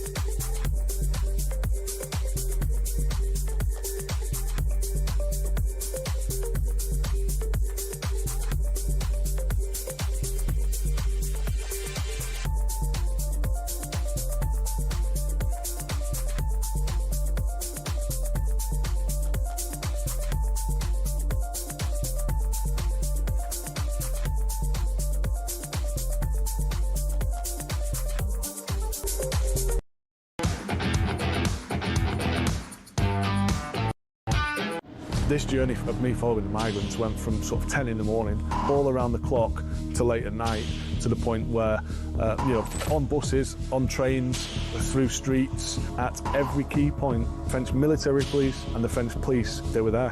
They were on the bus, taking down notes, taking pictures, but not doing anything to deter the migrants or stop them, just being there.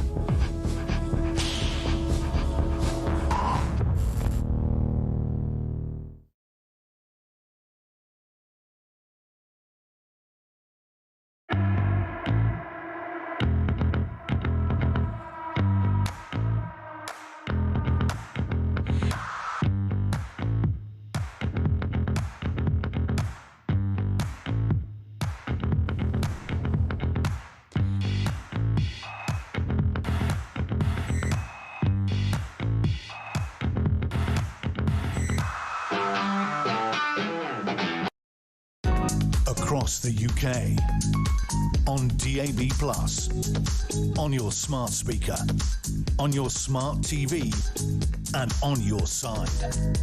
This is Talk. It is Talk, 28 minutes after 7. It's Ian Collins in for Jezza. For the last day, he's back on Monday. We're talking kids and work ethic. What's gone wrong? Alan Milburn thinks he knows, but it's not the fault of the kids, he says. Let's get a voice note from Darren. Morning, Darren. Good morning, Ian. Darren from sunny Bradford. Re your kids wanting to work. I have a 32-year-old that got made redundant, unfortunately, last year. He has applied for hundreds and hundreds of jobs, most of which don't even bother replying and saying no. He's had a few interviews which look promising, and then he doesn't get the job. So not all kids don't want to work. Granted, there probably are quite a few. Have a great show, mate. Thank you very much indeed for that, Darren. Yeah, I think you're bang on. There are kids that do want to work. Natasha says kids don't have a work ethic. They are not taught this. They're taught about feelings. When you're at school, we were taught CV, interviews, bills. Now kids take mental health days off. Of that, they don't feel they can, because of that, they don't feel they can work, or they are overstimulated. If we went to work and said, I don't feel like working, and were anxious, we would be told, I don't care about your feelings, you're here to work, not feel. Where now the boss is asking if they're okay. My daughter is sitting at GCSE, and we've told her to get a part-time job. She's been applying, and I've had to help her, as she doesn't even know how to apply for a job. And Natasha is right, because at that stage, you'd think the school would... I know some things are parents' responsibilities, which is why Natasha is stepping in. But you'd think by GCSE level, somebody would have gone through basic CV writing or something of that nature, just to try and get a part-time job. It's a great thing to do as well. I mean, it really is. Just applying for it and hoping and wondering, I didn't get that one, I got an interview, but I didn't even hear back. And then, and it's not great when companies don't get back to young people. And it's a pretty grim reality, and that's not fair. But it does sort of go with the territory. But getting out there and giving it a go. The feelings thing is extraordinary. When I worked at the BBC, I mean, I remember having editorial meetings. We'd just done a breakfast show. You're meant to be sitting around pulling apart whether the show was good or bad, what worked, what didn't work. The first question that was often asked is, how is everybody feeling? Everybody feeling okay? There's a bloke sitting there going, are you feeling all right? Everything all right? Are you okay? Anything you need? And he'd obviously been on a training course to do that. And then when we did dissect the programme, there was never anything critical about it. Now, you come into the commercial world, and if you've done a bad show, somebody will tell you it's a bad show and don't do it again. Why did you have that guest on? Don't ever use that guest again. They were awful. Don't ever do that again. They would never say that at the BBC. It was all about the feelings. Yeah, and why can't people just go, yeah, I'm fine. Actually, fine. I'm great, actually. I've never felt best, even if they're not. Yeah, it's the British thing, isn't it? 0344 499 1000. Drop us a voice note on kids in the workplace and the like. Let's go to this story as well. GPs are to vote on charging patients for a Netflix-style subscription service. As £150,000 a year, family doctors push for greater freedom to provide private services. There's a lot to tuck into here. Let's speak to a medic who regularly helps us out on these kind of stories. Dr. Dean Eggett, GP, CEO of Doncaster Local Medical Committee. Always good to have you on with us, Dean. Listen, on work ethic, by the way, Doctors work their socks off. Good doctors are absolutely, worth every penny. We all get that. And, eventually doctors can travel through the ranks and do all sorts of things and find themselves earning a really good salary. And that's fantastic. But charging is always, it pops up once in a while, doesn't it? Should we do, in Ireland, was it €50 for to go to see your GP? Australia do something similar. I think several other countries around the world do something similar, not with any great controversy. There are still individuals that are exempt, like there are with dentists and eye tests and things like that. What's not to like, Dean? Morning. Good morning, Ian. Thanks for having me back. So this one is, I think, a slightly different topic to when we're usually talking about charging patients. So it's important to understand the context. I don't think anybody is happy at the moment with the state of the NHS and with general practice. Patients complain to us pretty much all day, every day about the level of service, and we apologise all day, every day. And just to remind you, we GPs are patients too, so we understand what the service is, even from a patient perspective. Now, that can't continue. So what we're seeing now, I think, is GPs saying, well, the NHS isn't really working anymore from a general practice perspective. What should an alternative look like? So at the moment, we have GPs who are contracted to the NHS. So there could be a possibility where GPs say, well, we'll have part of an NHS contract, and we could also have like a private substream where it's a subscription. Or actually, should we start preparing for general practice outside of the NHS because it's broken and it doesn't work? Now, this isn't really about the money. It's not about me having a higher take-home pay. It's about us having flexibility to say, can we actually safely take care of patients in the current system? And I think many people would probably agree with me in saying that the current system is not really doing justice for patients in the UK at the moment. Most people, I think, would obviously concur with that. It's controversial for lots of reasons. Of course, the love affair we have with the NHS precludes us from looking outside the basic sort of cradle-to-grave free treatment thing. Now, the reality is, we want to pick it apart. It's not free treatment. It costs an absolute fortune, and we do pay for it. We just pay for it in a different kind of way through sort of general taxation, national insurance contributions, and the like. It all goes into the big pot. So it's not free. Why does it work, the basic idea of paying for a GP appointment? Why does it work so well in other countries, and why does it lack the controversy in other countries that we have here? Is it just about our almost messianic view of our health service? Well, the NHS, when it was invented, was world-changing. There are systems across the world that have tried to emulate the NHS because it was so brilliant at the time. But it was at the time for the time, and it's not necessarily for now. So I believe in the NHS. I believe that an NHS should continue, but it doesn't necessarily have to look as it looks now. So again, coming back to the subscription-style service, this already exists. Many of my patients now have a dual GP service. They're registered with me for NHS care, and they pay a subscription to a private service to go and do all sorts of other bits and bobs. And they come to me and say, well, can you do this for me, please? Don't worry, I'll pay you. And I'll say, well, actually, I can't. I'm not allowed. So first of all, what we'd be doing is giving to patients what they're already asking for. But this is the really important point. If we think that the NHS is failing to such a point that general practice may even collapse in the future and it's not able to care for patients, we do need to think of what a plan B looks like just for patient safety.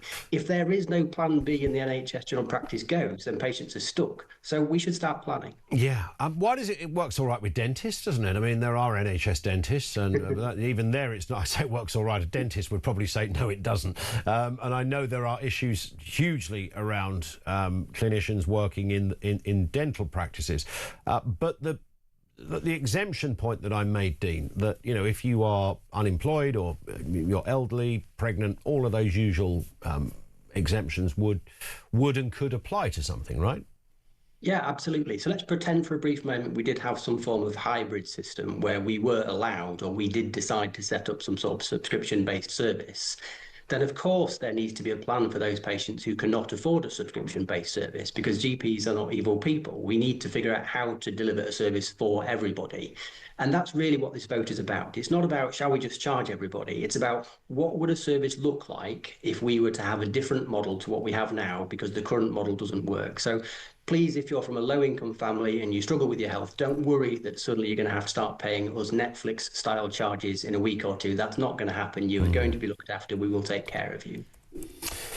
What's the reality of this vote then, and who gets to vote? I mean, who's putting this together? So this is a union vote. This is a British Medical Association vote, but it's not their brainchild. This actually comes from grassroots GPs. So grassroots GPs have said enough is enough. We need to do something. And they gave the BMA a mandate to say, can you ask the grassroots actually if this is what they want, please?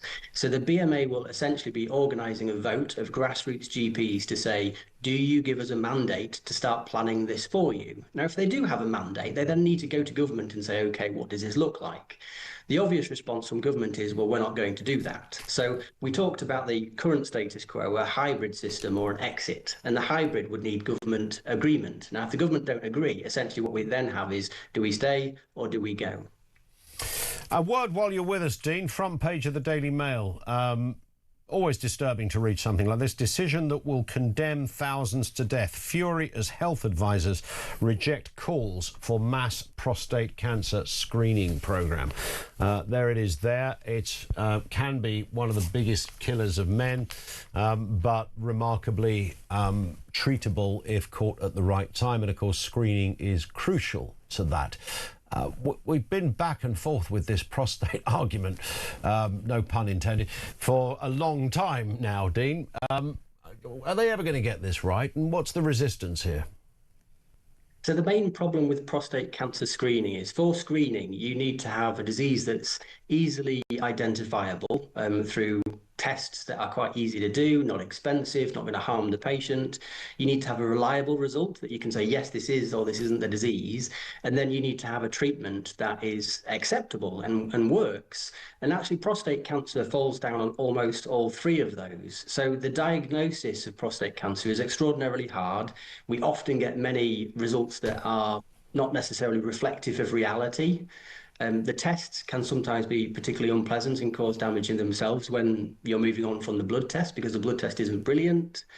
And the treatment itself, actually, if you get the diagnosis wrong, or we're not quite sure of the threshold of what we call cancer actually in prostate cancer, the treatment can be life-changing. So you can end up, for example, incontinent, struggling with erectile dysfunction and have life-changing problems from the treatment. So there's a big question mark over, actually, is the treatment acceptable and does it solve the problem? So because of those controversies around diagnosis, acceptability, treatment, there's a question mark then of, actually, should this fall into screening? And at the moment, the expert advice is it probably shouldn't fit into screening because our tests and treatments are just not good enough. Yeah, but I mean, a simple blood test can give you a guide. I mean, how hard could that be?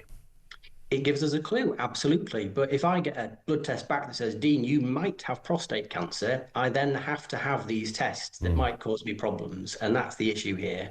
So I'm scared, I'm nervous, I think I've got prostate cancer, I'm going to have this test caused me an issue, and then I never had the problem in the first place. Yeah. What we've actually done is we've caused harm when the patient was fine.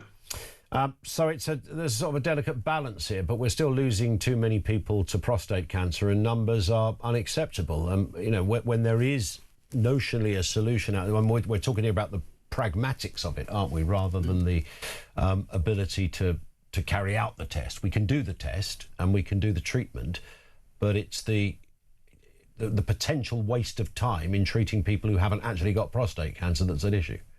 And the harm. I mean, I don't mind wasting all sorts of time. I'm very happy to give patients all the time that they need, and I wouldn't class that as a waste. But what I don't want to do is harm a patient at the same time. So if we're going to spend time, effort and money on this, what we need the time, effort and money on is a better diagnosis, a better way of diagnosing the condition, and a better way of treating it so that we don't harm people in the process. When that harm comes down, we can then say, you know what, this is acceptable now. So perhaps we should put our time, effort and money into diagnosis and treatment. Once we get that right, let's start screening en masse. Dean, great to have you on. Have a wonderful weekend. Thank you, Dr. Dean Eggert, GP, CEO of Doncaster Local Medical Committee. And I know if we open up lines on prostate cancer issues, trying to get a test when, I mean, it should be rather simple. It's all very well when Dean says, well, you know, it turns out a lot of people haven't actually got it, and you've gone through what could be invasive testing and there's nothing there. Doesn't always tell you 100%. However, if it turned out you did have prostate cancer and it could have been treated much sooner, but you couldn't get the test. I mean, you know, only a bloke can answer this, obviously. Well, not only a bloke, but you take the point. 0344 499 1000. Thoughts on that? You can message 87222. It's 20 to 8. This is Talk.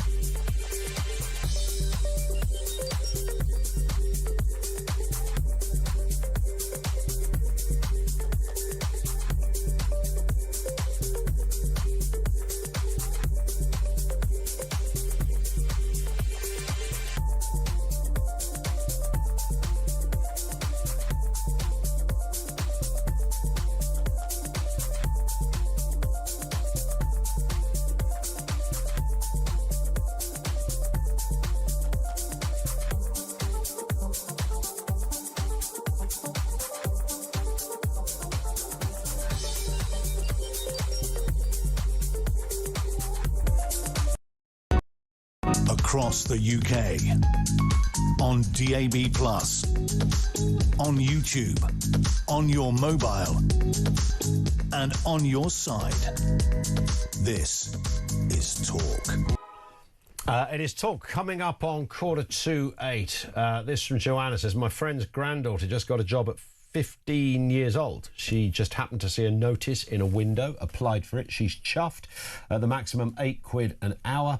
If you saw all the legal restrictions involved, you can't blame employers not wanting to employ young people. I mean, it's a bit like, the bureaucracy. I could talk forever on bureaucracy of, even buying or selling a house, the form filling, the endless questions. I've got friends who've been through all of this as well. Just when you used to renting a house as well, you got the renters' rights bill half an hour ago. You saw a fella in the pub and went, Frank, you're looking for my mate's got a house to rent or a room to rent. No problem at all. 150 sobs, away you go. Jobs are good. And it was done. That was the end of it.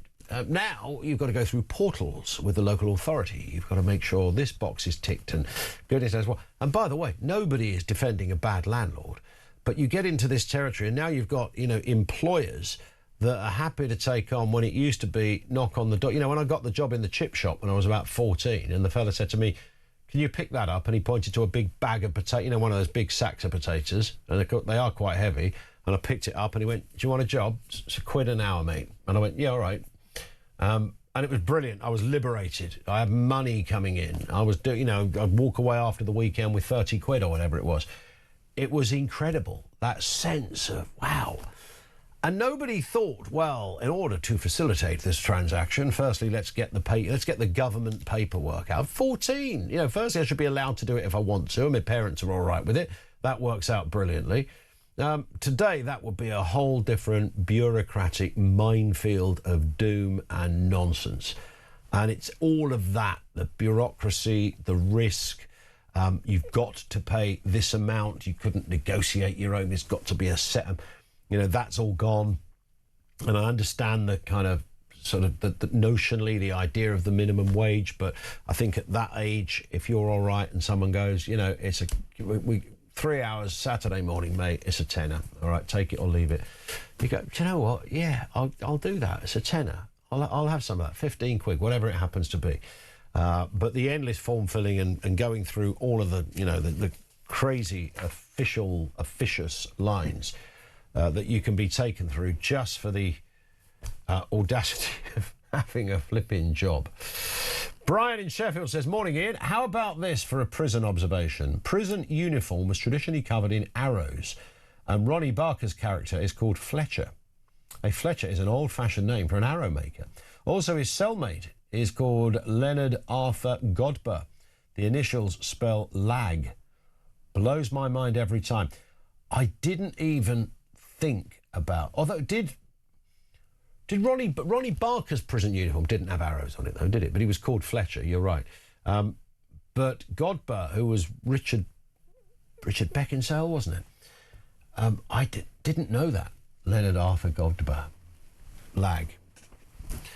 Love a little factoid like that. Thank you, Brian, for that. Linda says, school leavers should only be allowed benefits for 3 months. Then it should be stopped. Parents will make their kids find work when they have to fund them. I don't know how it works. I've got a feeling when you leave school, you can't just claim. But if you then move into a health situation, then it's different. Have I got that right? Somebody will put me right if I'm wrong, Linda. But if you move into a health-based benefit, that's very different from getting what would have just been, you're on the dole. Here's £50 a week or whatever. I think that's gone. I don't think an 18-year-old living at home can get that. But if you say I have significant health issues, anxiety, if that falls under the nature of significant, I think that puts you in a slightly different place. Chris from Wales says, I think a good solution to all these youngsters in work is to announce you have to be 25 years old to claim any benefits. That would probably make the difference. Roger in Hounslow, another character who I met in real life and was exactly the same as he appears on the telly is Jeremy Clarkson. Yes. Yeah, there's another face that is kind of... It's just so etched in Jeremy Clarkson. If you saw him you would just go, yeah, that's a bloke wearing a Clarkson mask. It's actually hit. It's kind of not. It's not about the fame. It's about certain people who are so recognisable that when you meet them, it just seems a bit odd that they are precisely that person you've seen on the telly for the last 30 years. As only a few characters tick that box. 0344 499 1000. Let's get a word with Isabel Oakeshott, Talk's international editor. Isabel, morning to you. Good morning. I loved listening to Dr. Dean Eggett. He's such a great doctor. Yeah. I know him a little bit. Once spent a day shadowing him as a GP up in, I think it's near Doncaster that he's based. And I thought it was so interesting to hear his take on the prostate cancer screening, because it's so easy for people just to sit and sort of shout and say, well, you know, we must have this screening and it's a bad thing that there isn't. And he just put a very different complexion on it. Completely, yeah. I mean, I've got a real interest in this because my late father died, I would say probably with prostate cancer rather than of it. And he was a twin, and his twin had died of prostate cancer after a much more brutal illness. And I think the reason my dad had such a better time of it was because he did get a very early diagnosis. And actually, my dad had prostate cancer for 13 years. And not once in that whole time was he ever hospitalized overnight. Wow. He was never admitted. Yeah. And it did slowly kind of debilitate him towards the end of his life. But my point is that when prostate cancer is caught early, as it was in his case, it can be so well managed.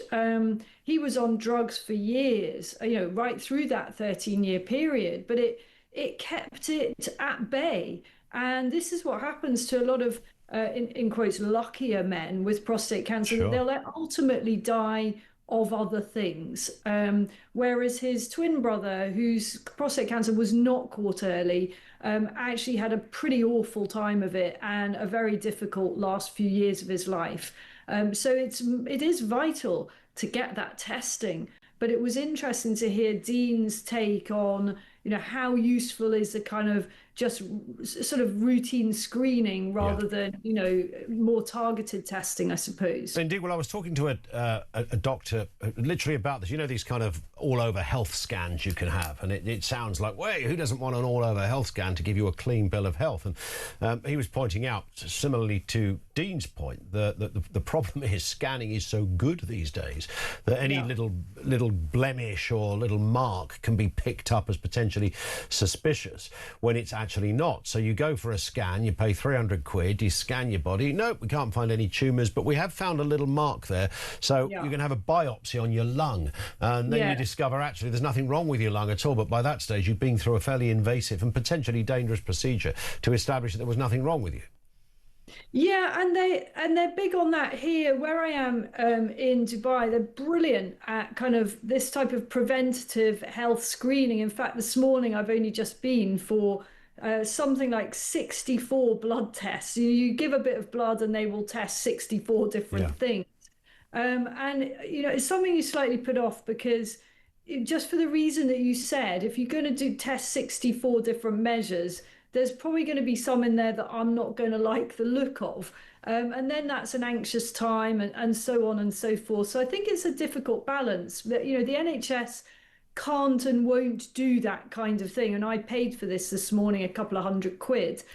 And the ultimate example of this in the UK was a period in which there were various companies pushing sort of preventative health MRI scans. And I think that's sort of almost, you can probably still get it, but it's not nearly as heavily marketed for the very reason that you said, that, you know, having an MRI scan, it's a big deal and it may well show up something that looks worrying and actually is nothing to worry about. But we don't do well enough on preventative health generally in the UK. So it's just trying to get that balance, and a cash-strapped NHS basically can't do this stuff. Indeed. Let's move on to something else. It's an exclusive that I know is going to be airing this afternoon on Talk with Kevin on Drive. It's a migrant special. Tell us more, Isabel.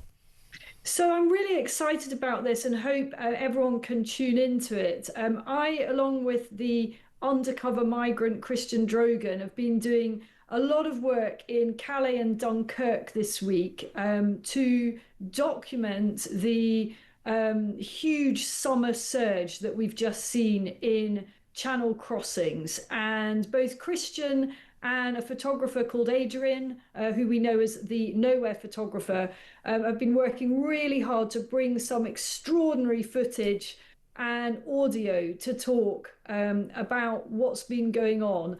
And it really is, there's so much to take from this. This photographer, unlike many photographers, and certainly unlike the French police, who just literally won't get their feet wet, waded into the water right up to his shoulders. He had his camera hoisted high to get the most powerful close-up footage of boat departures and of the desperation and fear of illegal immigrants as they tried to board a very, very overcrowded boat.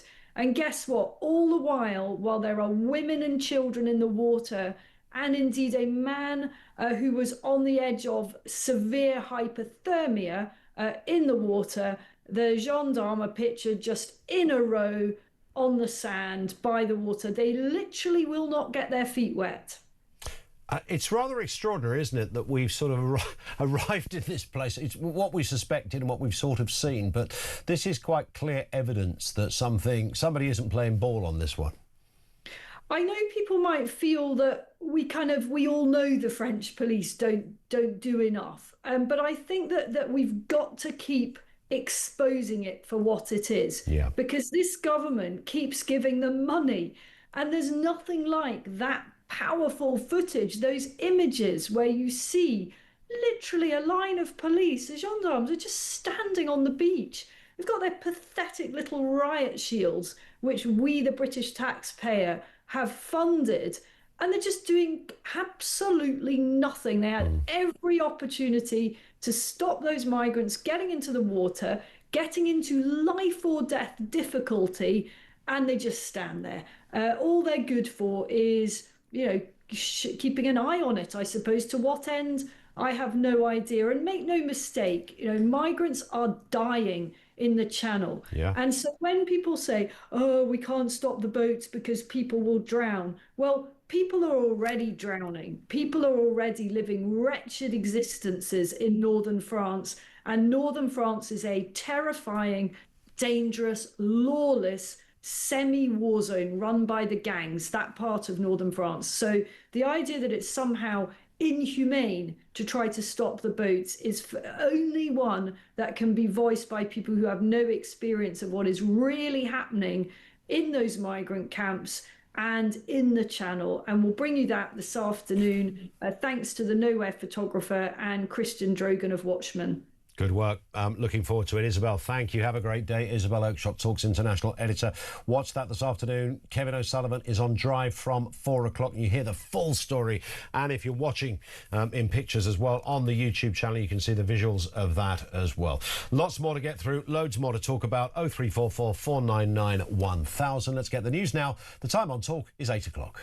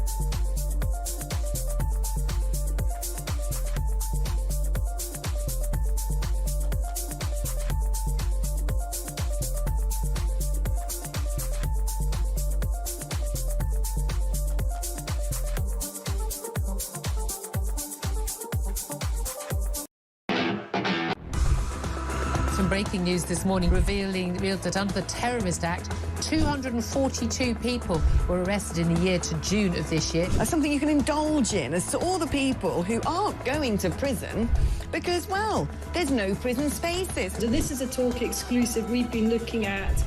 I said, you take these cuffs off me and speak to me like a human being rather than a common criminal. You're just left wondering, does these people who lead us actually hate Britain? Yeah. Do they not love our country and everything that we've stood for?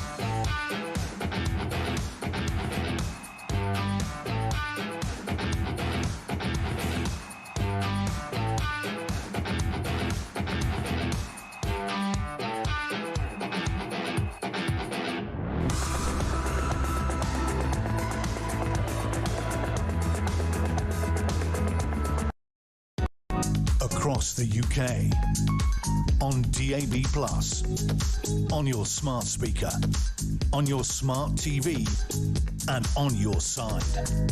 This is Talk.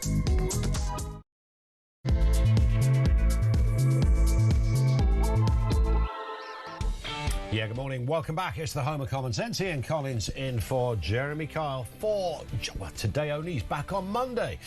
What have we got this morning? Quite a lot. Andy Burnham, the man who wants to be our next Prime Minister, has hit back at Tony Blair and called for more state control. This is not a phrase I think most of us were expecting at this point in the 21st century.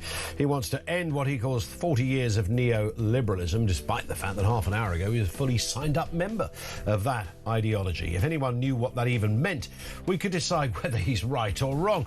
We'll talk to Anne Widdecombe about this and more in a few moments' time. Also, as you've been hearing, would you pay to see a GP? Doctors are set to vote on the idea of charging like a Netflix-style subscription service, much like dentists would do. Would you support such a move? Would it make the NHS more efficient and greater value for money? We'll have more on that story and your thoughts and experiences.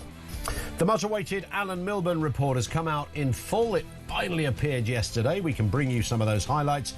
both of them. Essentially, young people don't want to work, but it's not their fault.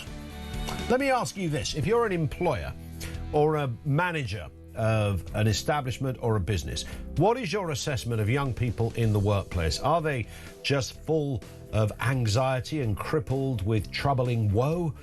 Or simply unreliable, unrealistic and bone idle? What is your assessment of what has gone so horribly wrong when you have a million young people, and growing, not in work, not in education, not in training? Nicola Sturgeon says she's endured the worst week of her life after her husband this week was found guilty of that just shy of £500,000 worth of embezzlement. He's clearly going to jail. We've uncovered the best clip ever. If you didn't hear it in the last hour, we'll play you that in a bit. It comes under the headline of words that will come back to haunt you. It's just a little beauty. Courtesy of Newsround, of all places to find a clip, Newsround from 4 years ago. And by the way, what was the worst week of your life? Or was it the worst day of your life? We'll take some anecdotal thoughts on that as well. Everything you need to know. We'll bring you all the breaking news right here on Talk. We're on 0344 499 1000. That is where you can drop us a voice note as well. You can message 87222. Rebecca in Wiltshire says, can you imagine if the debate about GPs charging patients, if there was a Tory government, there would be shouts from the left saying privatisation of the NHS. Absolutely right. It's always said that, isn't it? Even Reform have now got that. I mean, the Conservatives would probably go, well, thank God it's not us anymore. So, because Nigel Farage once suggested in a clip from, I think, about a quarter of a century ago, that it might be an idea to look at an insurance-based system. Straight away, and I don't know how this happens, only one's mind that is so blissfully uninformed and hasn't bothered to look would suggest that that comment means we will have an American system. There's about 130 different systems around the world, by the way. I don't know why cynics of any private element always point to America. Insurance-based systems exist in lots of our nearest neighbours, in Germany, in France, and places like that. Doesn't mean you're going to start charging for treatment. It just means you have a different way of financing the entire health service. But people lose their minds over that, and Rebecca is quite right. If it had cut anything that's said like this under the Tories, remember when Trump was over here with Theresa May, and he didn't do her any favours. He said everything's for sale. He's going to buy our NHS. I mean, you can't really buy the NHS. It exists in so many millions of different parts. There is no one thing you could purchase. So that's not going to happen. But if Reform look at a different model, then that's surely to be encouraged, isn't it? We need people to look at a model that works better than the current one. Let's move then to some other stories in the world of politics, and we'll start by speaking with Anne Widdecombe, former Home Office Minister, joining us now. Anne, good morning to you. Morning to you. You will be aware from being in government, I mean, that, you know, the minute you dip your toe into the word privatisation, when said in close proximity to the words NHS, you're in trouble. Yes, but the fact is that the NHS, which after all was set up in the 1940s, you know, it's worth remembering that, was set up on several false premises.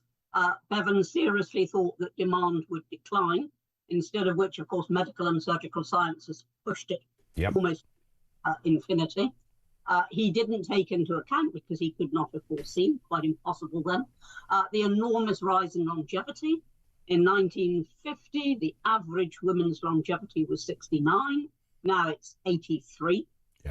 And that's had a tremendous impact. And finally, of course, Bevan thought that what in those days we called the stamp, that is to say national insurance, would play a much larger part than it now does play in financing the health service. So it was set up on false premises. And if we asked ourselves now, and I've been saying this for donkey's years, what we need is a national debate in which all prejudices are laid aside, asking ourselves, if we were setting up a health service from scratch now, knowing what we know now, which we didn't know in the 1940s, what would we do? And out of the things that we could do, what should we then choose? And then the big question, how do you get there from here? Indeed, the entire comment. You're absolutely right, and it doesn't even take a politician or a journalist to know this. Really, it's pretty obvious that we're just shy of 100 years ago when this was began. When Henry Willink, people never talk about Henry, the Conservative health minister that first waved that white paper, not a Labour health person. When that was all being discussed, of course, Labour happened to be in power when it was implemented, but. Nobody would have imagined longevity, the innovations in healthcare that can keep people alive, not just for an extra couple of weeks, but for decades. As I always put it, and this is very simplistic, but it's a good illustration.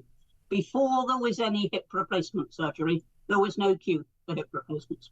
Yeah. And as soon as you get any medical or surgical advances, huge tail of demand comes behind it. Yeah. And it's a problem that Bevan thought that because we had a health service, we'd all get healthier, which we have. He was right on that. But then he thought that because we all got healthier, demand would decline. That was his reasoning. And of course, the polar opposite has happened. Yeah. Well, there is a man that's going to sort it out, Anne. So our conversation is frankly irrelevant because Andy Burnham is going to be the new Messiah in number 10. He's got it all sorted out. Just nudge a bit more to the left and life is good again. What are you making of this curious campaign from Mr. Burnham, which is meant to be a constituency campaign, but of course it isn't really. It's become a ploy, a plot, if you like, to get to number 10. Yeah, I mean, it isn't a constituency campaign. It's all about what Burnham will do if he becomes Prime Minister. And if he gets into Parliament, I'm afraid that prospect is horribly likely. But he's now focusing on nationalisation, on state control. Now, some of us are actually old enough to remember the days of nationalisation. I can remember when you bought all your utilities from the state, even your telephone. You got everything from the state. And the reason that things were privatised was straightforwardly that system did not work. Consumers had no choice. You had to put up with poor service because these were state monopolies. They never call it that. They never say, we're going to create a state monopoly. They say we're going to nationalise something. It means a state monopoly. Now, I am the first to concede that there are certain things that have gone wrong. Water, and to a certain extent also the railways. But the answer to that is not to have a state monopoly. What reform's suggesting is that where you have got something that's failing, the government should take back half of it, but the other half should belong to the pension funds. Yeah. So in other words, it's not a massive state monopoly. Indeed, I think the French have been rather good at that over the years, haven't they? Yeah. We will watch with interest what happens here. Of course, this lurch to the left, more generally, in addition to utilities and what the government owns as distinct from the private sector. Mr. Burnham's journey is curious and interesting, of course, because he was a Blairite, and certainly in Labour terms that wouldn't be called left wing in Labour terms. Then he was a bit Corbyn-y because that sort of suited his second run to become leader of the Labour Party. Now it's his third run and he's kind of reverting back a little bit to the left. He senses, I guess, Anne, that there are more votes in putting yourself out there as a left-winger than there are as a centrist or a right-winger. But I think the crucial question in all this, Ian, is what does Andy Burnham actually believe? I mean, never mind where he thinks he should position himself in order to to win the necessary number of votes and get himself back into Parliament. What does he actually believe? Now, we know what Corbyn believes. We know what Blair believes. Polar opposites within the Labour Party, but we know what they stand for. I have no clue what Burnham believes because he performs U-turns almost as regularly as Keir Starmer. Yeah. And it's crucial that you know what somebody believes when you're deciding whether to vote for them or not. And it is curious to go back to, big state, big bureaucracy, which every bit of evidence tells us. I know every time we speak, I seem to mention this. When you and I had a glass of wine on the last day that the UK was in the EU over there in Brussels. And I remember just before we met up, looking at that building that went on forever, absolutely huge, the vastness of it, the sheer monolithic nature of it. And of course, that was just one of their many buildings. There was a whole other parliament down the way there in Strasbourg. You look at that and you realise, you know, where things go wrong and why we voted to leave. And here we have a potential Prime Minister looking not only to make the state bigger here, but we know he'd be in his happiest slippers if he was back there, probably at that same table we had the glass of wine on, over there in Brussels, because that's in his DNA. It is in his DNA. I mean, he is undeniably a very, very convinced Remainer, and he thinks our future is in a failing institution, which is the EU. Now, he does believe that, and people need to take that into account. I mean, he's got the gall to be standing in one of the biggest Brexit voting constituencies in the entire country. Yeah. And he's got the gall to do that, being himself of the exact opposite point of view. But at least when it comes to the EU, he has been reasonably upfront about what he believes. Now, not entirely, because he has sort of backtracked and qualified things and hedged about. But I don't think anybody would say, well, I don't know where he stands on the EU. Yes, indeed, that's fair. Let's look at this Alan Milburn story, Anne, because it's these reports that are commissioned by governments, Tory, Labour, whatever, they seem to wang on forever, don't they? We're waiting for these reports, and this Milburn one seems to have been going for a long time as well. But it came out finally yesterday, and he gave a speech to outline. Mr Milburn was a fairly widely respected character across the party, all-round affable chap, by all accounts, intelligent, and set out to try and find out what's gone wrong with young people. The conclusions, and it's a fairly thick report, so it's hard to get through all of it at the moment, but the conclusions seem to be that young people, we got over a million young people who are not working in training or education. That figure is set to grow over the next few years, where 1 in 6 young people will be in that position. His conclusion seems to be, yes, this is the case, but it's not the fault of young people. That's what I'm taking from this. Well, I mean, I recall a documentary that I once did on the benefits culture. And I met somebody there who had come from Poland, and he was doing 4 jobs. He was doing 1 by day, 1 in the evening, 2 different ones at the weekend. And I said to him, don't you feel guilty that you are taking jobs from our young people here? And he said, your young people don't want them. And we've made it too easy. Now, I'm not saying that every poor soul who can't find a job is deliberately idle. I'm not saying that, but we have made it far too easy for people to live on benefit and not to work. And that is what we've got to tackle. That is the first thing that's got to be tackled. We need a work culture, what Nigel Farage calls an alarm clock culture.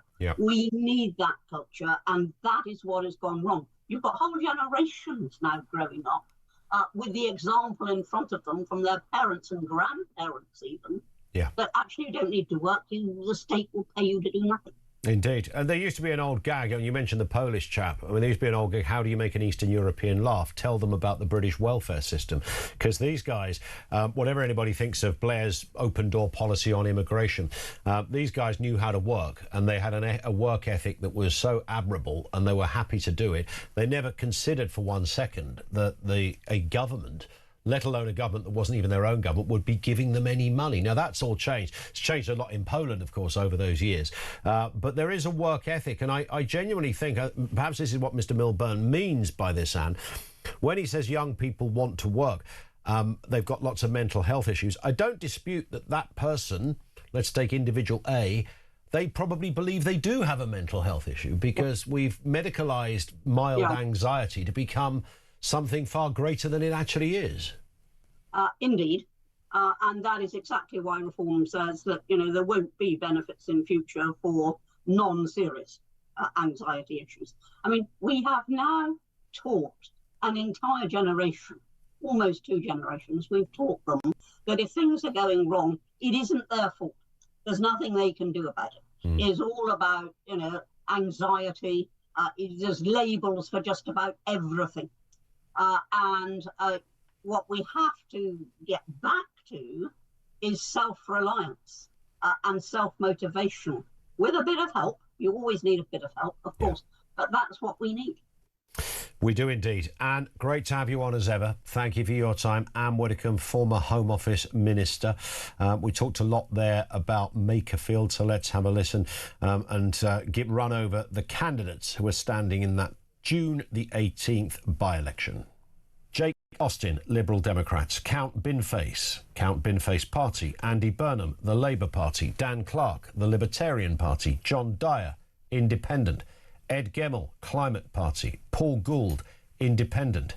Alan Howling, Lord Hope, the official monster raving loony party. Robert Kenyon, Reform UK. Robert Pownall, Protect the Wild. Rebecca Shepherd, Restore Britain. Sarah Wakefield, Green Party. Peter Ward, Rejoin EU. And Michael Winstanley, the Conservative Party. And they are the candidates standing in Makerfield. Let's get a couple of voice notes here on worth ethic. Firstly, worth ethic. I've got all Angela Rayner on you. Work ethic. This is one from Sharon. Morning, Sharon. My grandson is coming up 14, and he's been out yesterday looking for a job. He wants a job. He's been round every place, but they can't set him on because he's not 16.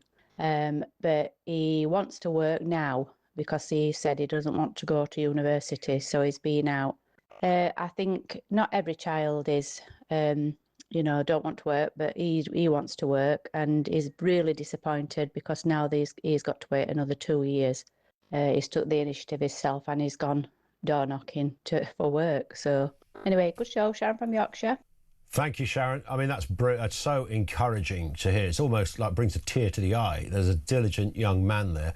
And, it's worth saying 2 years as a 15-year-old. It's not like 2 years as an adult. 2 years as a 15-year-old might as well be another century away. I mean, it seems a long old time to get through that. But, bureaucracy standing in the way. You want to work. You've got everything to give. You're going to be reliable. You're going to turn up on time. Just can't get the job because the bureaucracy and the computer says no. For some reason, we're talking about favourite lags. How did we even get talking about prisoners? Oh, Peter Murrell, of course, Mr. Sturgeon, who's obviously going to be serving a little bit of time at His Majesty's pleasure. He's currently on remand awaiting sentencing. That's what got us into this. And somehow, I don't know whether we were talking about celebrity lags, favourite lags. I mean, is there such a thing as having your favourite lag? Did you ever have that conversation? Who's your favourite lag, Barry? Oh, it's got to be old Mickey the Fingers McGrath, isn't it? Here's one on this very subject. Comes from Sean. Morning, Sean. Morning, Ian. I'm a bit late today. Sean Cheshire. I would just like to add my favourite lag would have to be the one and only Fletcher. All right, Fletcher from Porridge. I tell you what, that touch. Thank you so much for that, Sean. That touches something. We were talking earlier about people who almost play themselves on TV. And I mentioned interviewing Ken Barlow once, William Roach, and he's exactly the same as Ken Barlow. His mannerisms, his voice, it's like it's the same bloke sitting there. I'm sure his personality is a little bit, but it's like the same bloke. Fletcher, which is, when you watch an old episode of Porridge, it's almost mesmerising how good Ronnie Barker is in that role. I mean, it's just exquisite. His acting skills are amazing. Then you hear him speak in real life, and there's no Fletcher there. There's no open all hours there. He's a nicely spoken, a completely different character. His role of Fletcher was just sublime. It was just in a different class in terms of sitcom characters. And I don't think that gets shown enough. They show 40 Towers and Fours and Horses a little bit. I'm sure someone's going to say it's on a gold channel somewhere. It probably, I hope it is, because it's brilliant. I'm sure you can check it out on YouTube as well. Thank you to Sean. More from you on the way. This is Talk.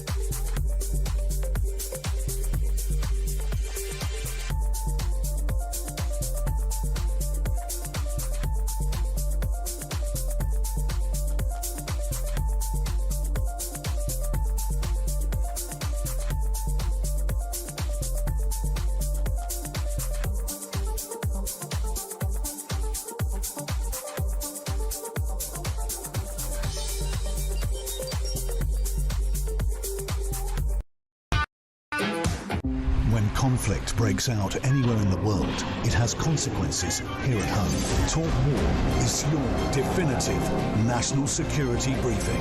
From the conflict in Ukraine to the tensions in Gaza and the latest escalation with Iran, this is where you'll find comprehensive comment and expert analysis with multiple updates throughout the day. The Talk War podcast from Talk, available on the Talk app or wherever you get your podcasts.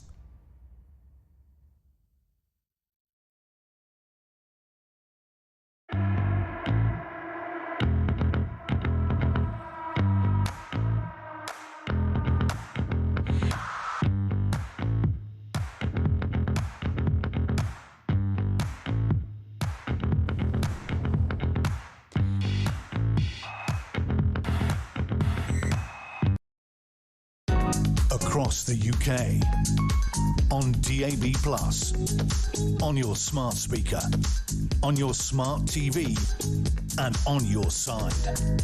This is Talk. So many subjects up and running here. Good morning, by the way, 8:25. Jeremy Kyle is back on Monday here on Talk Breakfast. The NHS, of course, featuring heavily over that suggestion. Doctors could vote to decide whether we have a kind of Netflix-style subscription service that you pay to see your GP. Would you be up for some of that? On the issue of the NHS, here's a voice note from Sean. Morning, Sean. Morning, Ian. Sean from Grimsby here. This paying for your doctor sounds great, doesn't it? If you've got a job like I have, I'm going to have to pay to see the doctor, yet my unemployed next-door neighbours who've never had a job are going to be able to see a doctor, and it's not going to cost them anything because they're on benefit money. And this is the problem we have. More and more people are getting on benefit money, so it's going to cost us more and more and more. I mean, this is just ridiculous again. It's punishing working people again. Nuts, mate. You're not wrong, Sean. Absolutely bang on. I don't know which bit politicians don't get. The only thing I can ever think, and somebody did loosely kind of impart it this way to me, is because you could be like a really quite brutal government.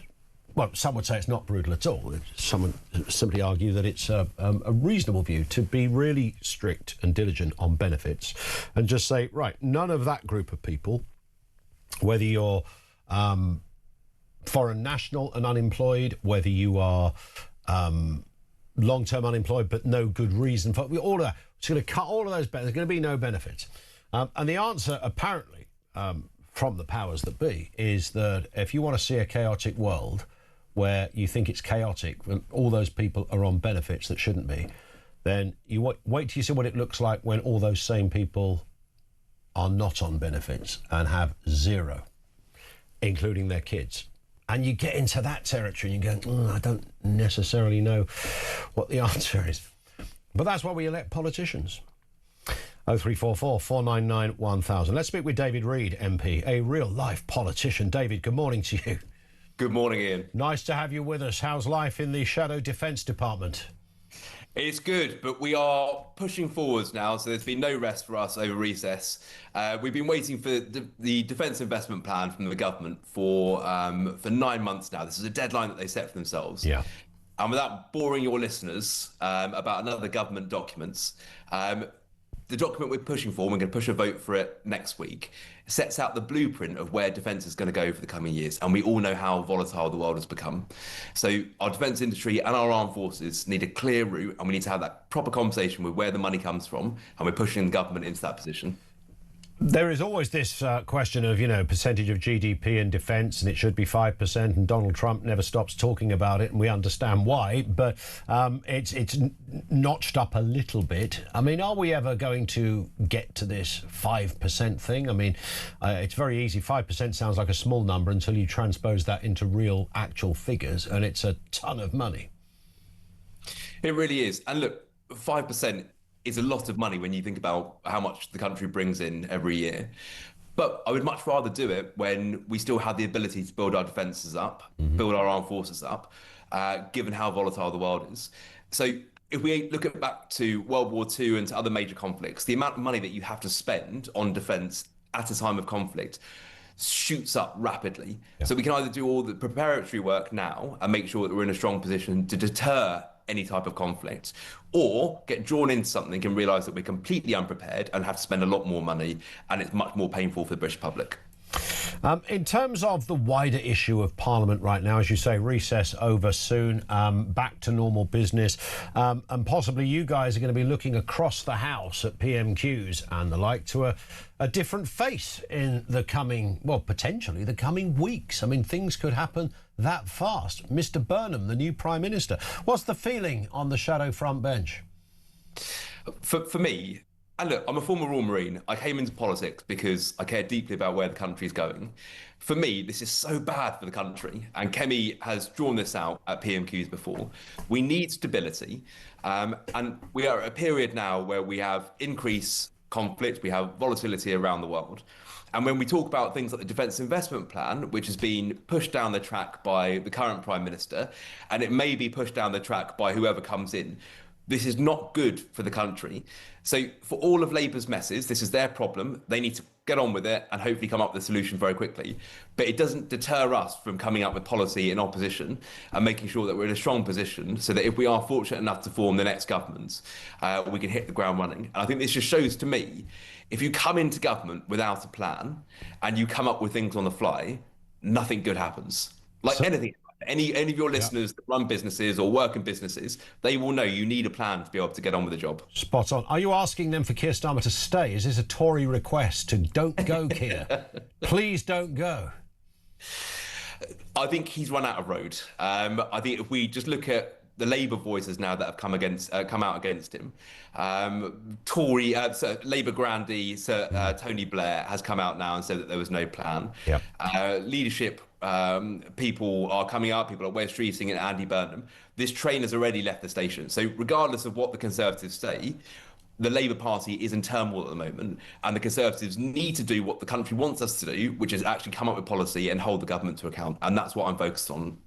Well, I mean, one of the points, just to pick up on the Blair thing, he said, look, you know, we're about to become a country that has its 7th Prime Minister in, 10 years.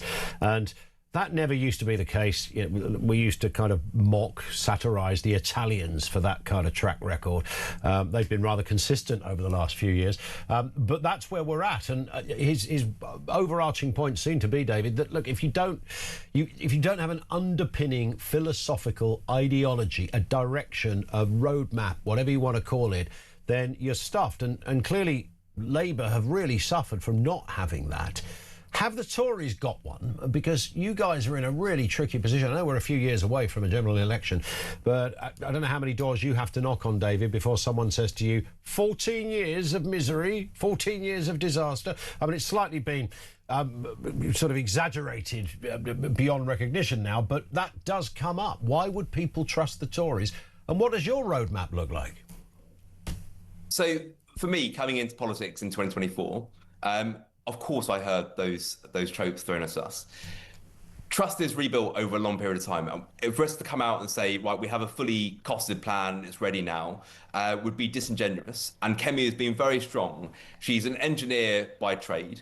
She has looked across every single government department to understand what needs to be done. She is looking at the problems between problems, because a lot of the issues that we see are interconnected. And she's making sure that there is Conservative ideology that runs through all of those different plans. We are working on them. I'm in the Shadow Defence team. I know that we're working very, very heavily on that, and I see that right across all the different shadow briefs. There is no substitute for hard work, and we're getting on with the job. Because the big lesson that I've learned coming into Parliament, and I've said this, if you come in with no plan, everyone suffers. There has to be a good plan that the public buy into, and that's the way that you bolster trust, and that's what we're getting on with now. Is your hope, and I don't even know if there's a kind of sort of a standard answer to this, really, Reformer having I wouldn't say the Reform have got the wobbles as such, but they very much seem to have stabilised in their rising star, and maybe over Makerfield and a few other areas as well. The mood music around them is muted a little bit. I think that's fair. Restore Britain, who quite literally didn't exist half an hour ago, seem to be trying to shoot the Reform fox, and could well find that they succeed at that during Makerfield. Is the idea that in this sea of choice that was never ever there before, of course, it was just a very straightforward set of names on the ticket. In a sea of choice, that Kemi Badenoch and the Conservatives come through as the sort of sensible adults in the room. You've heard that lot. You know, they're okay. We agree with some of it, but they're all over the place. That lot over there, even Jacob Rees-Mogg thinks they're too extreme, so they're all over the place. But actually, we're here to tell you how it's done. Is that the kind of thinking, even if it's not being said out loud in shadow cabinet meetings? So in this new environment of multi-party politics, there is no substitute for hard work, and I will keep banging on about that. It's what Kemi tells us repeatedly, is that I want to be able to go to the public at the next general election and hold up a manifesto that's coherent, that people buy into, that's costed, and most importantly, people trust that we're going to deliver. Now, Ian, you said the word ideology. I think it's actually quite important to have an ideology, and the Conservative ideology has been around for hundreds of years. We need to get back to our roots, and that needs to be applied. That centre-right thinking needs to be applied to every single area of governments, and we need to work out how to improve the lives of the British people and put us on a pathway that we all buy into. Now, when I look at opposition parties, and I get bored of looking over my shoulder and seeing what other parties are doing, we need to focus on what the Conservatives are doing. But there is no ideology within those parties. They do some quite left-wing things, they do some quite right-wing things. And I understand why lots of people went to those parties. I understand. There were a lot of mistakes made over the last few years of the governments. Kemi has been very clear about that. But I don't see that Reform and Restore or the Greens have any of the answers. They are saying the things that people want to hear, exactly what Labour did before the general election. We need to have the hard conversations with the public around where the country's going, and we need buy-in, and we need to build that trust. And that will all be done by hard work. It's what I've been doing over the recess period on defence, and I know all my colleagues in the Conservative Party are doing the exact same.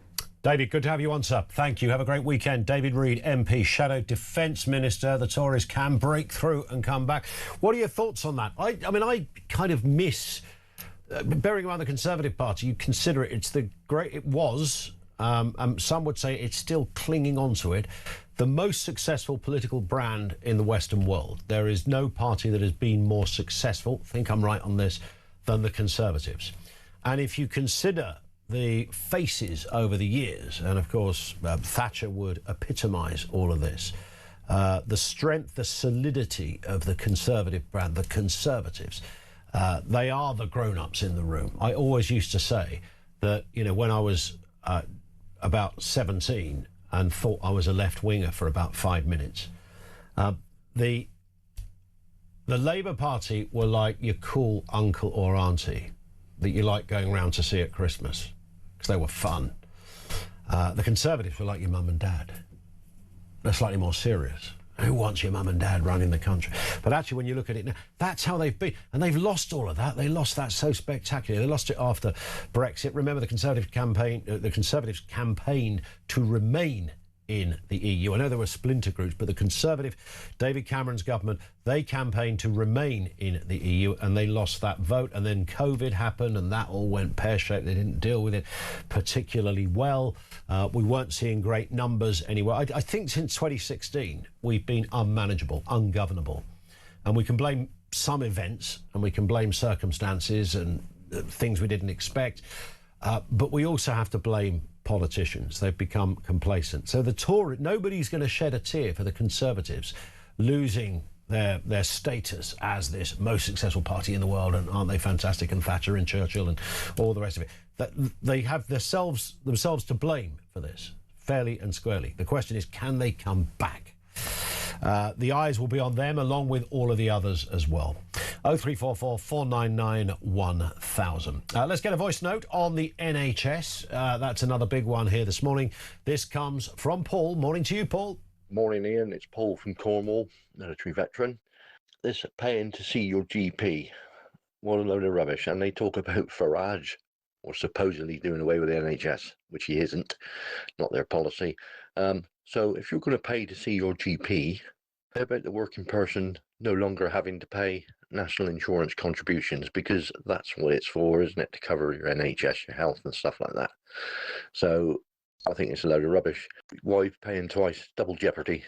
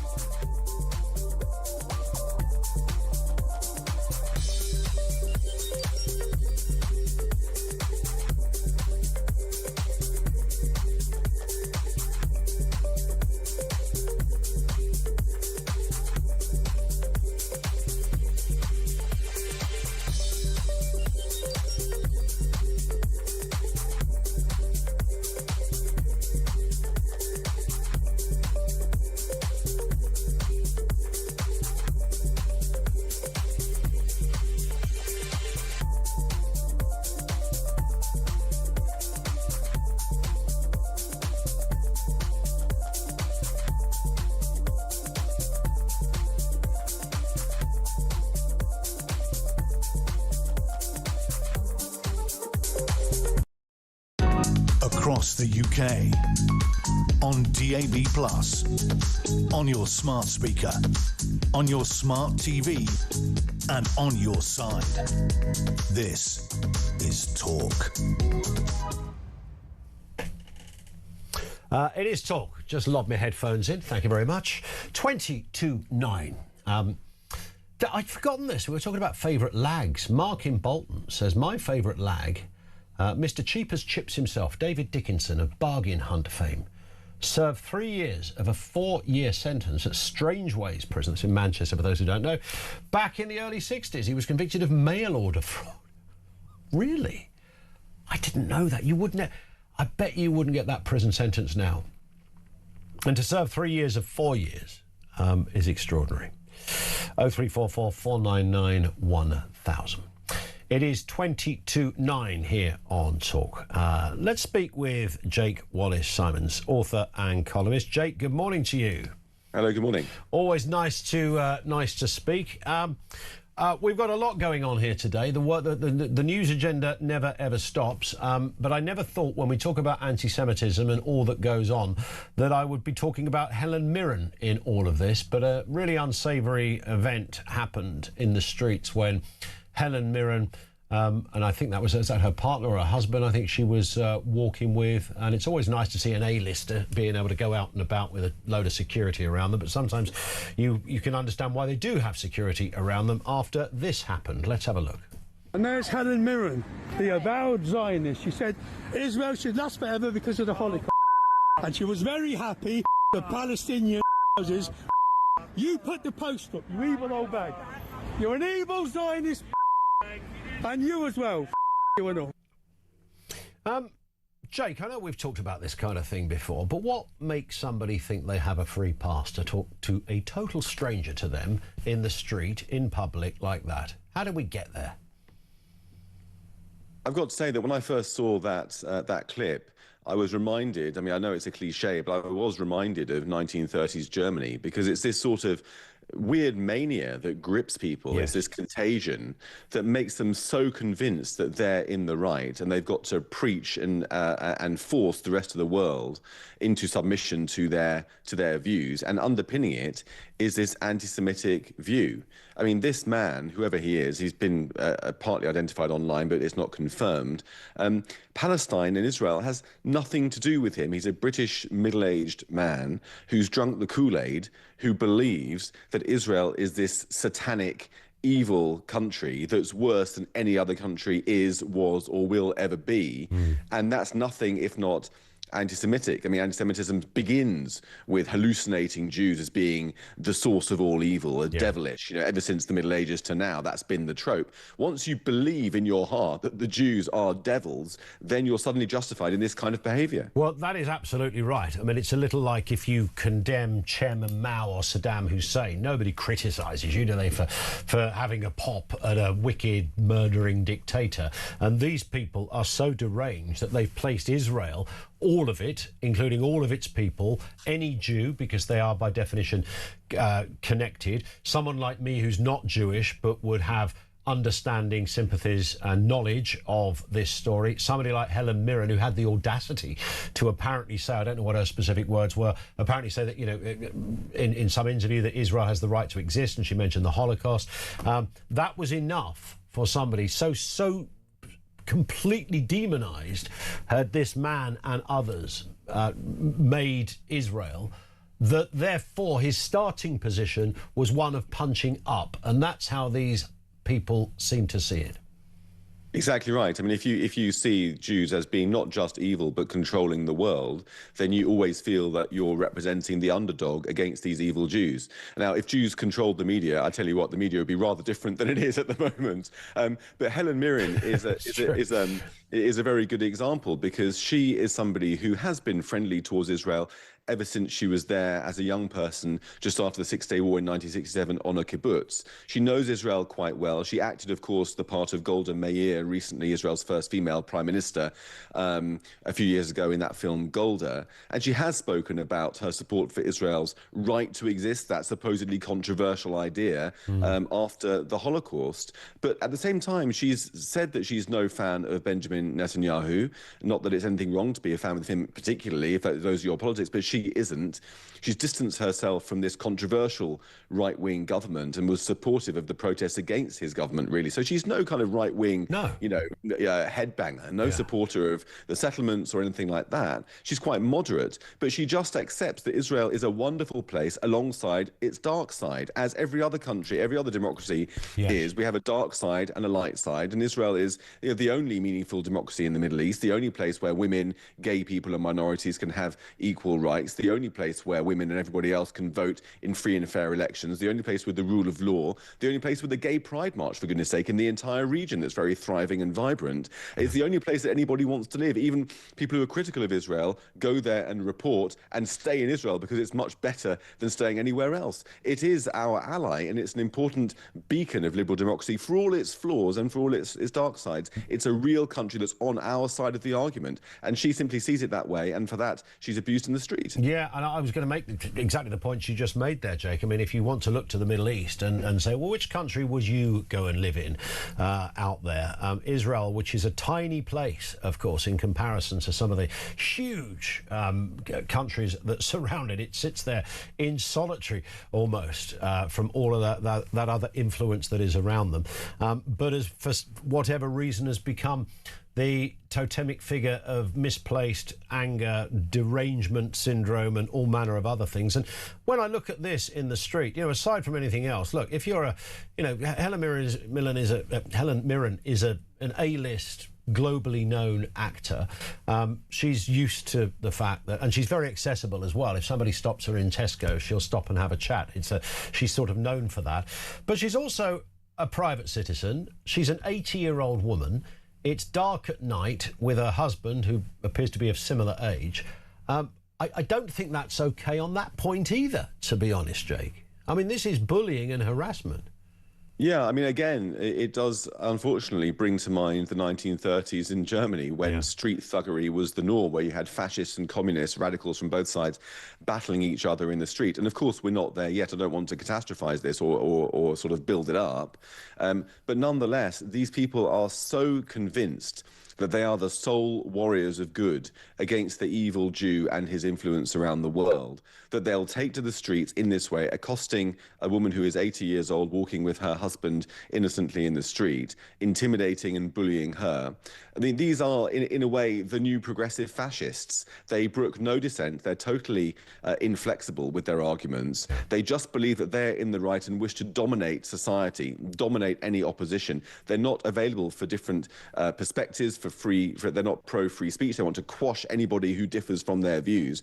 And they want to build society in their image. And actually, they are aligning themselves with the jihadis who wish to bring us down. They are furthering a jihadi agenda, which has a similar quest of domination, a similar intolerance to any kind of other opposing views, and a similar intolerance of liberalism. And they have their views and they have this activism as a result of 3 years plus of incessant propaganda from the jihadis, from social media, from the mainstream media, continuously showing us Israel's bad side, or examples of war that they then take to be an example of genocide wrongly and pin on Israel, to try to turn people's hearts and minds against our only ally in the region, without any balance, without any context of why Israel is fighting this war.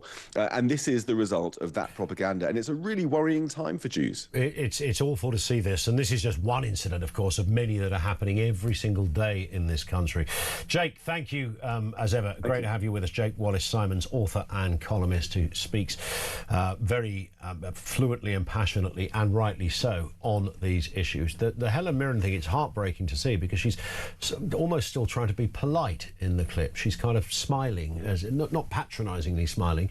She's sort of like, oh, hello, and there she is. It's night time as well, so that puts it at the moment probably after 10 o'clock at night, I'd imagine, walking through the streets of London with her husband, and she's accosted in the most barbaric, rude, intimidating, bullying fashion by someone who thought it was perfectly okay because she said she's okay with Israel. She likes Israel. Not a fan of the government, not a fan of Netanyahu, understands some of the protests. But that's all she'd said, and she was brutalised and attacked that way. I hope that guy, because, you know, we like jailing people for hurty words in this country. I hope he does about 5 years for that, frankly. He won't, by the way. Spoiler alert, he won't. Let's go back to our other story, the worst youth worklessness crisis since records began. Only one man we should really speak to on this, Charlie Mullins, founder of WeFix. Charlie, morning to you. Nice to have you with us. Look, we've talked a lot over the years, certainly about your beginnings, your humble beginnings. You knew what it was like to grab a bag of tools, nip in your van, go and fix things. Plumbing was your game, and you knew that if you wanted to do it and you thought, yeah, I could do it, I also want to make a few quid along the way. You've done that successfully. You didn't do it by sitting on your backside. You did it because you got out there, knocked on doors, spoke the right language, and was willing to work long hours. Is that a fair assessment? You got it spot on, and I think that's all that today's youth have to do is to stop being cowards and wimps and get out there and do a manual job where there's a massive demand for it. They're still being directed to university, which is a waste of time. I mean, I checked out on that AI system, and they say that the demand is for plumbers and electricians. Now, these people are supposed to be, you know, they're supposed to have half a brain. I mean, surely you check that out before you sign up for university. There's going to be a lot less work when AI comes out. So the answer is, you know, get an apprenticeship, get into a manual trade, earn a fortune, never be out of work, and stop being like a wimp and a coward. I mean, you know, any excuse is not to go to work. And I think we have 1 million, 16 to 24 that are not working. 500,000 are not even looking. And unfortunately, people like myself, well, no, not me, because I've obviously come away from the country, but obviously we still have a WeFix business there, but we're paying for these people. So we need to toughen up a little bit on them and, I'm not going to say force them to work, but what I am going to say is don't give them no money if they don't go to work. What have you, or did you notice over the years? Because you've had all sorts of people work for you, Charlie. I think you even had back in the day the world's oldest worker. The oldest worker. Well, if I'm being honest, older people are better to employ at the moment. They've got the drive, they've got the enthusiasm. When people go to work, they're a lot more happier. But what you're finding now, the guys that are coming in for work, I mean, you can't tell if they're man or woman, and and that's an off-putting thing. You know what I mean? We need to establish who they are. We don't want no oddballs working for WeFix. So but they're coming in. They don't want the job. They're scruffy. They got no enthusiasm, no drive, and then we have another lot of people are begging for work, and they work for nothing. So we have this mixture out there. But I'm going to blame the education system. I'm going to blame university, and I'm going to blame parents that haven't got a clue how to, make a future for their children. I mean, nobody made me a future. I made a decision to be a plumber. Nothing complicated. But now, if somebody goes into plumbing, blimey, I mean, they're going to earn a fortune. And more apprentices were getting applied to us because the other company I was with, they got rid of all their apprentices. So we took a few on. We just took a girl electrician, and some of the youngsters out there, honestly, they got so much drive, it's unbelievable. But the wimps, the cowards, the people that sit on this iPad all night and do nothing and know nothing and can't speak. I mean, they should, I've got to be honest, put them in national service and make them earn some money. There is a problem there. There is a bureaucracy issue as well, though, isn't there, Charlie? Something that's not helping this, and that is the world of government intervention, where the form filling, the rules and the regulations about, what used to be a simple knock on the door. If you got my auntie became a nurse by literally knocking on the door of a hospital back in the day. She said, "Have you got any jobs?" They went, "All right, fill this form and you can come and train with us." If she was no good, they'd have got rid of her. But she was fine. You are right. You are right. I mean, they've complicated things, but you ain't got to be that clever to fill a form in, and you ain't got to be that clever to go to an interview and show a bit of enthusiasm and drive. And the work is out there. Yeah. Believe me, the work is out there. The Gen Z generation, they say they're the worst. They're the worst people. Let's be fair. Call them what you want to call them, but they're lazy so-and-sos. There it is. Go on that. I've got to interject, Charlie, just because of time. You've been brilliant as ever. Thank you, Charlie Mullins, founder of WeFix. He knows all about that kind of ethic of knocking on the door, putting the graft in. If you put the graft in, you get the rewards. It's all pretty simple stuff. Thank you to Charlie. Nick in Nuneaton says, if we are to be forced to start paying to see a GP, does that mean our national insurance payments will become optional instead of compulsory? It's a nice thought, isn't it? Just gone 5 to 9. Let's get some sport. 90 minutes in 90 seconds. From The Sun. Let's get a word from Catherine Walsh, Manchester United reporter with The Sun. Catherine, good morning to you. Nice to have you with us. Of course, we'll come on to the big weekend of football because it doesn't really get any bigger, well, apart from that one in June, but this one is up there. And it involves a club in this country, not your club, not my club, but nonetheless, we wish them well. We'll come to that sort of in a moment. But let's talk FIFA to start with. There it is. It's on The Sun, and you can see it as a big headline. It's all kicking off.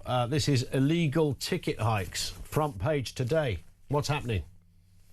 Yep, so this is a problem that's been going on for several months just leading up to the World Cup, but FIFA must answer to these allegations of artificially inflating prices and misleading fans on those prices for tickets across the United States. Yeah. We know that tickets in America for most sports are high anyway. So this is definitely going to impact fans majorly. Yeah, I just bought an FA Cup final ticket or a couple of weeks ago to see Chelsea. Sadly, not to do what I wanted them to do, but it was a great event. And the prices are off the scale. When you get into World Cup territory, of course, it's always in another league, as is Champions League football as well. There's another tournament, comes to fruition tomorrow. Arteta staying or going? Well, is that deal going to be decided before tomorrow's big final? Yeah, so the owners of Arsenal, Josh Kroenke, has said that it's the utmost priority to keep Arteta. His contract does expire next summer, but he wants it tied up regardless of whether Arsenal will win the Champions League or not. Yep. They've won a first Premier League title in 22 years, so they think this is the start of a new adventure of winning trophies. Yeah, I was having a chat with a smug Spurs fan just yesterday, a mate of mine, of course, after last weekend's drama. And you get into that territory, Champions League final. Who do you want to win, a French side or an English side? Now, ordinarily, you go, it's an English side. But, of course, if you're a United fan, or as I'm a Chelsea fan, then that does compromise you somewhat. Yes, definitely. And I think with Arsenal, there's such controversy around them and their fans and the pundits and the media. So it kind of exacerbates that feeling of, maybe we don't want an English team to win. But if they do, it will be 3 English teams winning in the finals of those 3 tournaments after Aston Villa did, and Palace. And Palace, of course. There's only one PSG. I'll leave it at that, shall I? Listen, Catherine, great to have you with us. That's Catherine Walsh, Manchester United reporter at The Sun. Let's get the news headlines. Back with more from you coming after this.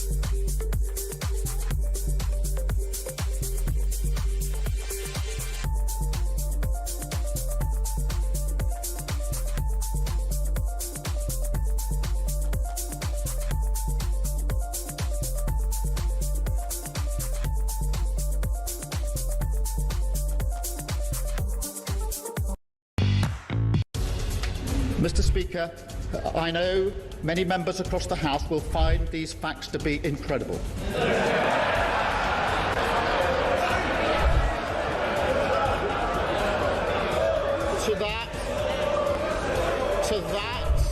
To that, I can only say they are right. It beggars belief that throughout the whole timeline of events, officials in the Foreign Office saw fit to withhold this information from the most senior ministers in our system in government.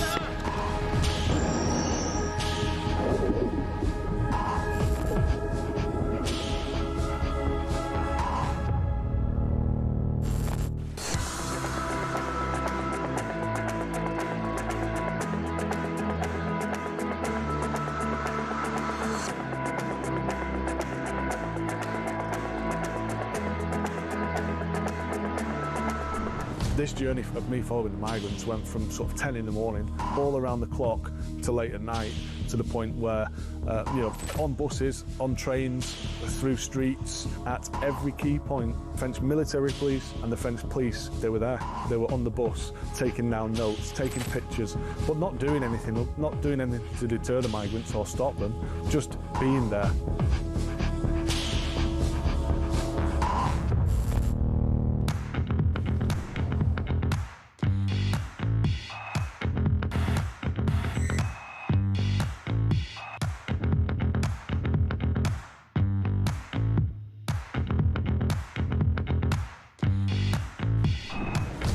I was sat in the tent and he was showing me through photos of his phone, scrolling through.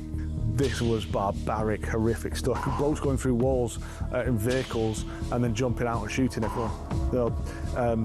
His WhatsApp picture was him with a mask on, with a gun like that.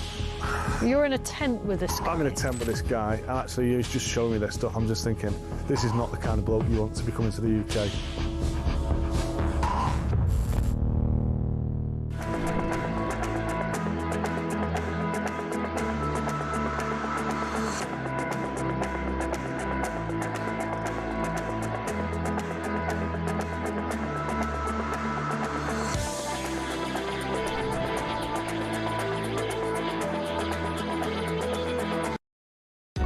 Across the UK, on DAB+, on your smart speaker, on your smart TV, and on your side.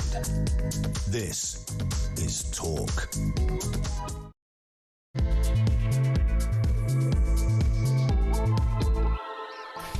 It is Talk 3 minutes, 4 minutes even after 9 o'clock. Good morning. Welcome to the home of common sense, absolutely rammed to the gills.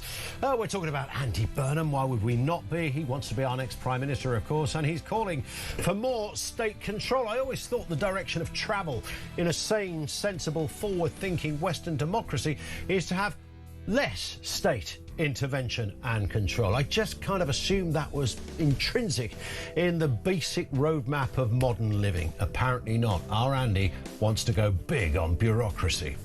Details to come. Would you pay to see a GP? There's going to be a vote. MPs, or doctors I should say, will decide on whether to have a Netflix-style subscription service, much like dentists. What's not to like? That much-awaited Alan Milburn report finally came out yesterday. We've been discussing the work ethic of youngsters. What has gone wrong there in terms of having an ethic and the right idea and approach to getting into the workplace? And Nicola Sturgeon says she's enjoyed the worst week of her life. I think the old man's probably had a worse one because he's languishing on Sea Wing at the moment, waiting to be sentenced, undoubtedly for I would say 3 years minimum, maybe a little more. Who knows? Public responsibility and all of that business. 0344 499 1000. This is Talk. Welcome to the home of common sense. Jeremy Kyle back on Monday. Melanie in Suffolk says, morning Ian, my son also desperate for a job at 14 and experienced many refusals, but when he was 15, a local restaurant loved his CV so much they created a job for him that also worked around his full-time college hours. He's now 18, still has that job and also works another job which he gets through work experience. He finishes college at the end of July and both jobs have offered him full-time positions. There is hope for the young. There absolutely is. My heart sings when I read stuff like that. And thank you, Melanie, and good luck to your lad as well, because I'm sure Melanie's done a brilliant job of parenting, but also that, you know, a 14 and a 15-year-old, they're not babies, they're not full adults, I get that, but they have an inkling, right? They have an idea at that stage. This is what I want to do, and I'm going to find a way to do it. I mean, certainly when I wanted to get into this industry, I was thinking about it at that kind of age. And I remember my mum, and it was quite heartbreaking, really, who sort of sat me down and said, I have no idea how to get you into this world. You know, we just don't know anybody who does anything like that. And I said, don't worry, there'll be a way. I'll find a way. And I did. A lot of working for free back then as well. I didn't mind doing that. That kind of went with the territory. Let's speak with Annabel Denham, senior political commentator at The Telegraph, another journalist with a great work ethic. I know you're not afraid of long hours, Annabel. It's in your blood to aim for perfection. You like diligence. You like things done correctly. And that's why you essentially have a job and have been employed all of your adult life. Would that be fair? Sorry, I'm blowing a lot of smoke there, but you take the point. You are. I welcome the flattery, Ian. Of course. And naturally, I return the praise. But yes, no, aside from maternity leave, which is a different sort of work. What? I didn't know about... Get Denham off. She took time off when she had babies. Well, look at what is happening to our fertility rate, Ian. That's very true, yeah. Having more babies, otherwise our worker to grey ratio is going to deteriorate and fast. Well, we've got a problem here, haven't we? Because we're slowly getting to that stage of 1 in 6 youngsters will not be in work, education or training. At the moment, it's still over 1 million. I mean, the figures are shocking. Oh, I mean, they are. They're absolutely terrifying because we know that if young people are out of employment, it has a permanent scarring effect over the course of their lifetimes. It'll mean lower average earnings over the course of their lives. It'll make it a lot harder for them to actually ever get a foot on the ladder, trapping people in this cycle of dependency on the state. And so we have to find a way to address this problem. And let's see, I commend Alan Milburn for his broadly accurate diagnosis of the problem this week. But what we need to see are the recommendations, which we're told will be published in September. And I hope that he is going to be bold in the recommendations that he makes, and that he's going to accept that we have created a system where the incentives are skewed, where there isn't a strong enough encouragement for people to get into work, and where unfortunately it's too easy for people to live off others, live off the taxpayer, live off the state. And I thought it was interesting, the upshot of, and again, there's more detail to come as we read and look at the significance of this report and whether the government do anything about it, because that's always key. These reports tend to have a great habit of costing six-figure numbers. They take a year, 2 years, whatever, to compile, and then they just quietly disappear somewhere. And you think, well, what was that all about? But what we do know from this is that Mr. Milburn seems to be saying that, there is a problem with young people, but it's not necessarily their fault. And I wonder, we seem to have medicalised quite a lot of normal life these days. And I think the spectrum, if you like, of what was what people would call mental health. You've got sort of mild anxiety at one end and then sort of full-blown genuine neurological issues at the other. Much in the same way as, what is sexism or racism today wasn't sexism or racism in the 70s. What was anxiety in the 70s or the 80s or even the 90s is now a full-blown mental health issue. So young people probably genuinely believe it is, and I think that's the problem. It's not that they're all making it up. I think based on their own parameters of what is mental health, they believe they have a problem, and that just could be anxiety. It just could be a worry, but it will be defined and described as a mental health issue, even a crisis sometimes. Well, I think that two things are happening. The first is that as a society, we've come to lose any sense of the idea that work is good for you. And at the same time, that if you have mental health issues, that precludes you from work. We don't seem to push the message enough, I don't think, that if you are in employment, then it provides you with structure, it gives you a sense of purpose, it gives you an income, and it can be really beneficial. And some of, the Labour big beasts of previous decades did make this point. Individuals like the late Frank Field, for instance, was adamant that, there was dignity in work. Yeah. Whereas now, I think you have a lot of young people who are simply unwilling to do the sorts of jobs that were once considered menial work, low-skilled work, that was once considered a rite of passage. And the second issue, I think, is that we do medicalise and pathologise absolutely everything now in our society. And surely it's going to be very damaging. Now, undoubtedly, something needs to be done about mental health services in the NHS. There are many people who aren't able to access the treatment that they need. But at the same time, I think that we are telling people that they have a condition which means that they can't work, that they can't participate in normal life, perhaps, when actually perhaps that isn't the case. And there's been this enormous sort of dilution of terms such as autism and ADHD. There's been a massive increase in the number of people who are getting diagnoses for these conditions, who are being signed on to out of work sickness benefit, disability benefit as a consequence.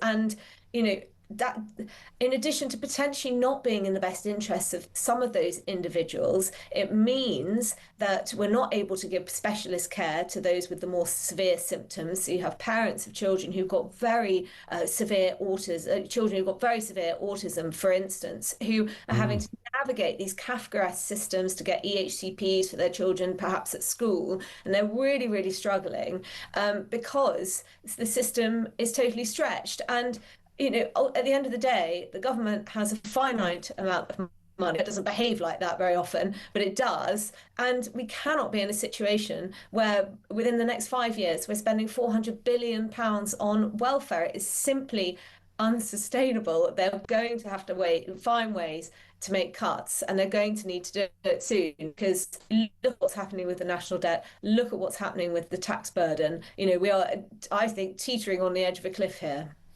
But don't worry, Annabel Denham, because everything's going to be tickety-boo, because there's a new kid in town called Andy Burnham, and he's going to be sitting there picking the curtains for number 10 in about 3 weeks. So everything's going to be fine, because he's got a big idea. He's going to make everything good again, and neoliberalism is dead, and everything's been wrong, despite the fact that he was not only a subscriber to other forms of ideology like Blairism and even a nod to Thatcherism, despite the fact that he didn't just join up with that. He shouted about it from the rafters. But he's back with a different idea, apparently. We don't quite know what it is. It's just different. Well, yes. I mean, this is the ultimate problem, isn't it? That Tony Blair has made another one of his interventions, which has been very astute in my view, just like his comments about net zero last year and our approach to decarbonisation.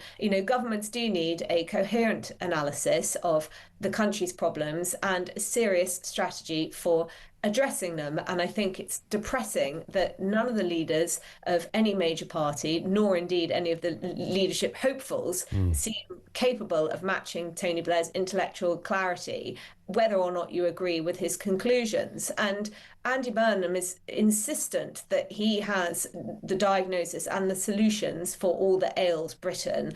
But it's all, he doesn't seem to have any fully fledged, fully developed ideas in terms of how we're going to tackle our ongoing malaise. And the problem Keir Starmer had, well, one of the problems that Keir Starmer had, was in the years up to 2024, he focused on how to win, and he didn't seem to give any thought or consideration to how to govern. So the moment that he entered into number 10, he just sort of carried on carrying the Ming vase. And He didn't set out a strategy, he didn't set out a vision or an agenda, and he very quickly lost the faith of the Parliamentary Labour Party and indeed the British public, because he was buffeted by events, he was guided by polls, sort of by public opinion, and look at the mess that Labour now finds itself in. And there's nothing that Andy Burnham has said that has led me to believe that he won't find himself in precisely this situation a year or so from now if he does find a path to number 10. Well, indeed, and this sort of,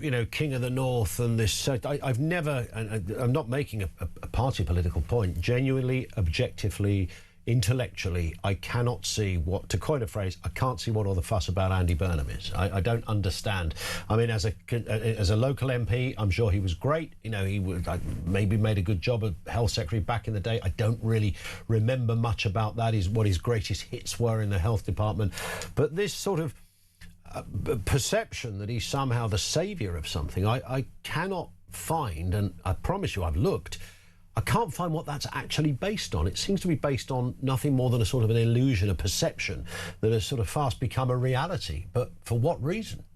Well, polls suggest that he is the country's most popular politician. Again, that's slightly baffling. I suspect he benefits from not being in Westminster. He is slightly separate from the swamp and specifically the Starmer administration. So he is able to be a politician who is on the left of British politics, who he doesn't have that association in people's minds. Then you have the Manchester miracle. Well, you can sort of debate the accuracy of some of the claims, specifically his involvement in Manchester's prosperity, but undoubtedly there are pockets of Greater Manchester which have really prospered over the last few years and have seen heavy investment, state investment, for instance, and growth and productivity and those sorts of things. So, if you're in Manchester and you're feeling the effects of it, perhaps you would feel you'd view Andy Burnham very favourably. But I think that has its limitations because it partly relies on handouts from Westminster. Now, what is Andy Burnham going to do if he is in number 10 and he has regional mayors up and down the country asking him for handouts? At some point, he's going to have to say no because money will quickly run out. Remarkable how many Labour MPs you'll speak to who will say, if Andy Burnham had run in Gorton and Denton, the by-election, which saw Labour shunted into third place, then he would have won.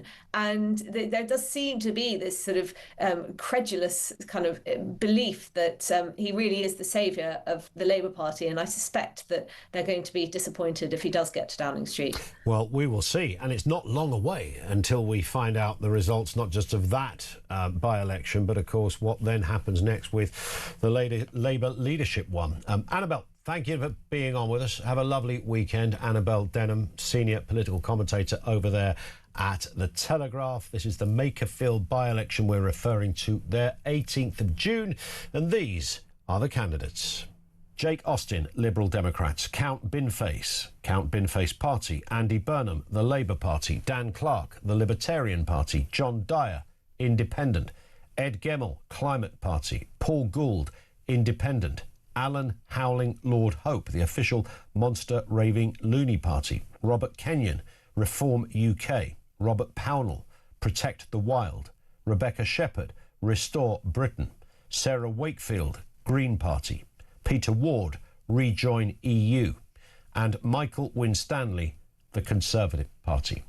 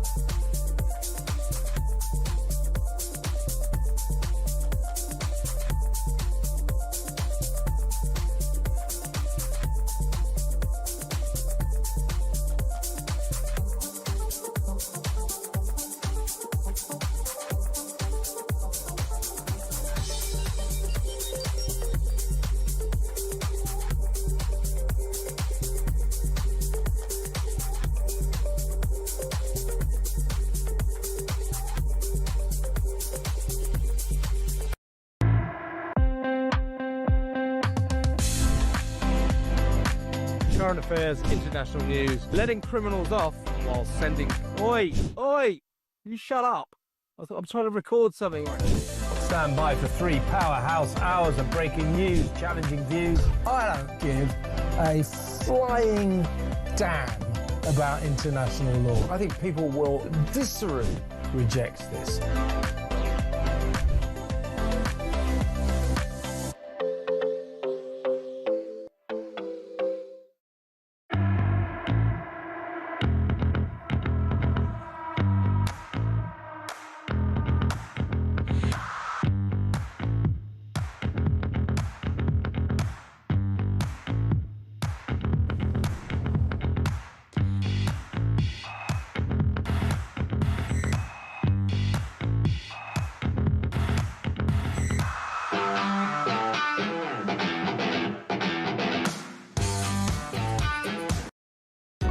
Across the UK, on DAB+, on your smart speaker, on your smart TV, and on your side.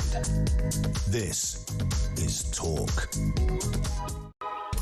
This one comes in from Leslie, who says, reference our health service. Let's not forget we have the world and its granny using our health services. Foreigners who know they can make it out to here, stay with the family, get their treatment for free, and can never get the money from them. Although all they can do is go round with a begging bowl. Plus, the numbers on our small island country, sadly, our NHS is no longer ours anymore. Wasn't there a report not that long ago that looked at how much different countries owe to the NHS, supposedly for their citizens having treatment here? So if you come, yes, it's, if you come over from another country and I don't get run over by a bicycle or something, an ambulance will come and pick you up and you'll get all the treatment. Nobody will be searching your wallet for a credit card. But you will technically, depending on where you've come from, depending on what forms you might have filled in or not filled in, depending on your health insurance, there will be a cost to that. There is a cost for the NHS for some foreign nationals, not all. And the figures were absolutely huge from different NHS trusts across the country. They were like telephone number fees. They were ridiculous. But there's no mechanism to get it back. It's a bit like when diplomats get congestion charge tickets. I think Transport for London have got a bill of about £78 billion from 17 Americans that have notched up congestion. They'll never get it back. It just sort of stays there. But the rest of us will pay in some other shape or form. We're talking about worklessness and young people. Did you know, and this is interesting, that 27 young non-EU migrants are hired for every young Brit, and that's been the case since 2020. This is research from the Centre for Social Justice. Let's speak to Ben Gregg, who's head of welfare with the Centre. Morning to you, Ben. Good morning. Nice to have you with us. I mean, you look at this number, here we are talking about young people don't want to work or can't work or whatever the reason is. Well, some young people clearly do, because there's 27 non-EU migrants getting hired for every Brit. What's happening? Yeah, so I think this is a big part of the kind of NEETs issue that we've been talking about a lot, particularly over the last day with Alan Milburn publishing his review yesterday. And we think that this is part of sort of what we've seen since 2020, which is the kind of immediate issue we face in the NEETs. That Milburn's done a very good job looking at the kind of long-standing problems, the structural issue, but actually we've seen a spike recently. And part of that spike is that since 2020, in quite a weak economy, we've had quite large increases in employment costs. And at the same time, we've had a migration system that's made it easier for employers to kind of look abroad for alternative employees rather than sort of investing in young people who might not be as work ready. And so, as the statistics you've mentioned say, we've seen an increase in non-EU under 25s on payrolls of about 290,000 in the last 5 years, whereas we've only seen an increase of UK under 25s on payrolls of about 11,000. So it's a big part of this immediate issue for why NEET numbers are up. I mean, it's extraordinary, isn't it, when we look at the entirety of this story, because of course the next big headline is, what happens next? Are we just going to keep seeing this increase in numbers? Does it just go up? We saw this figure again from the Milburn report one in 6 young people in the next few years not in work, education or training.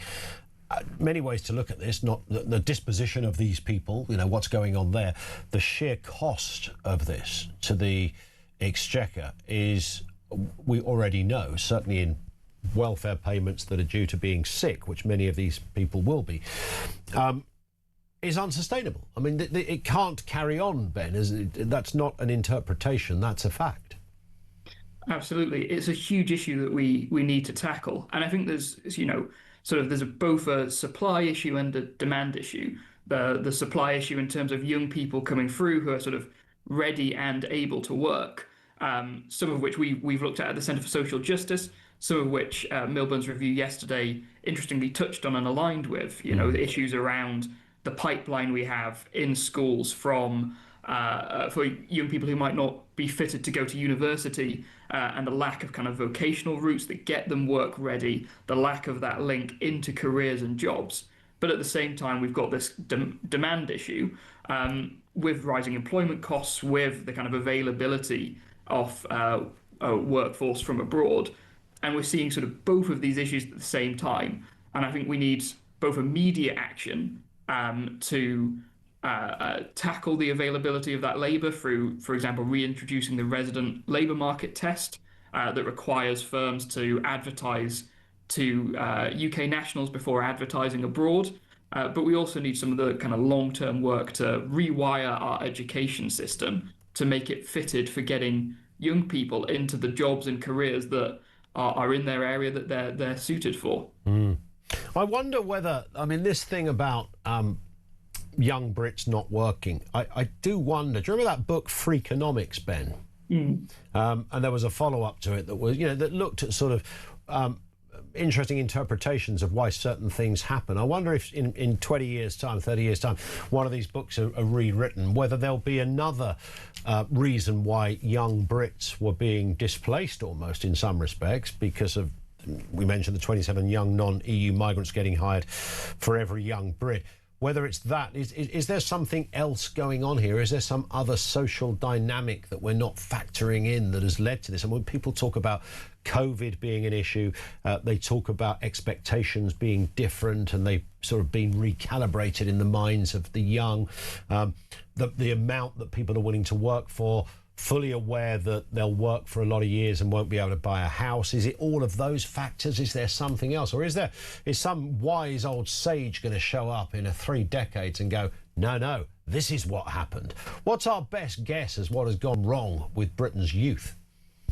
Yeah, so I don't think there's kind of a single silver bullet. I think there's a kind of confluence of different issues.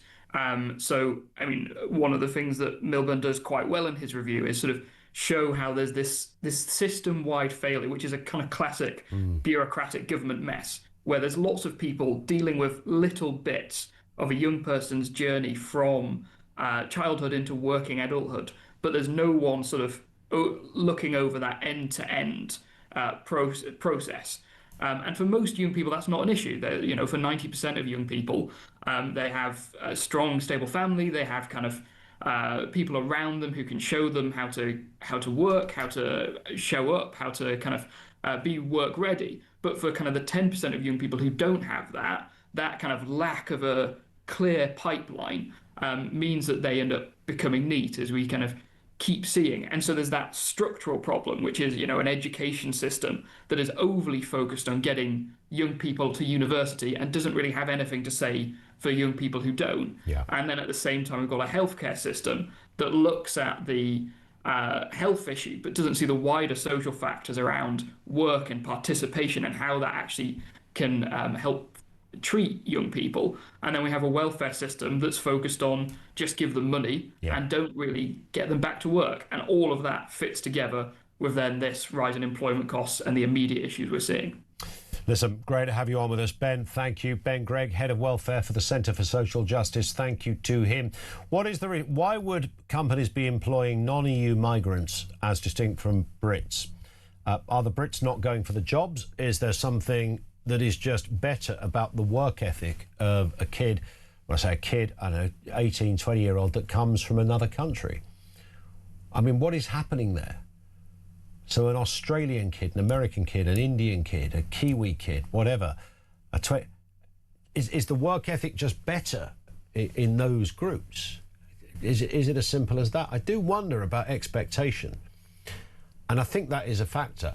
When I was, at school, and although I did little kind of job, worked in, Iceland and the Chippy, we mentioned a lot of that, about that this week.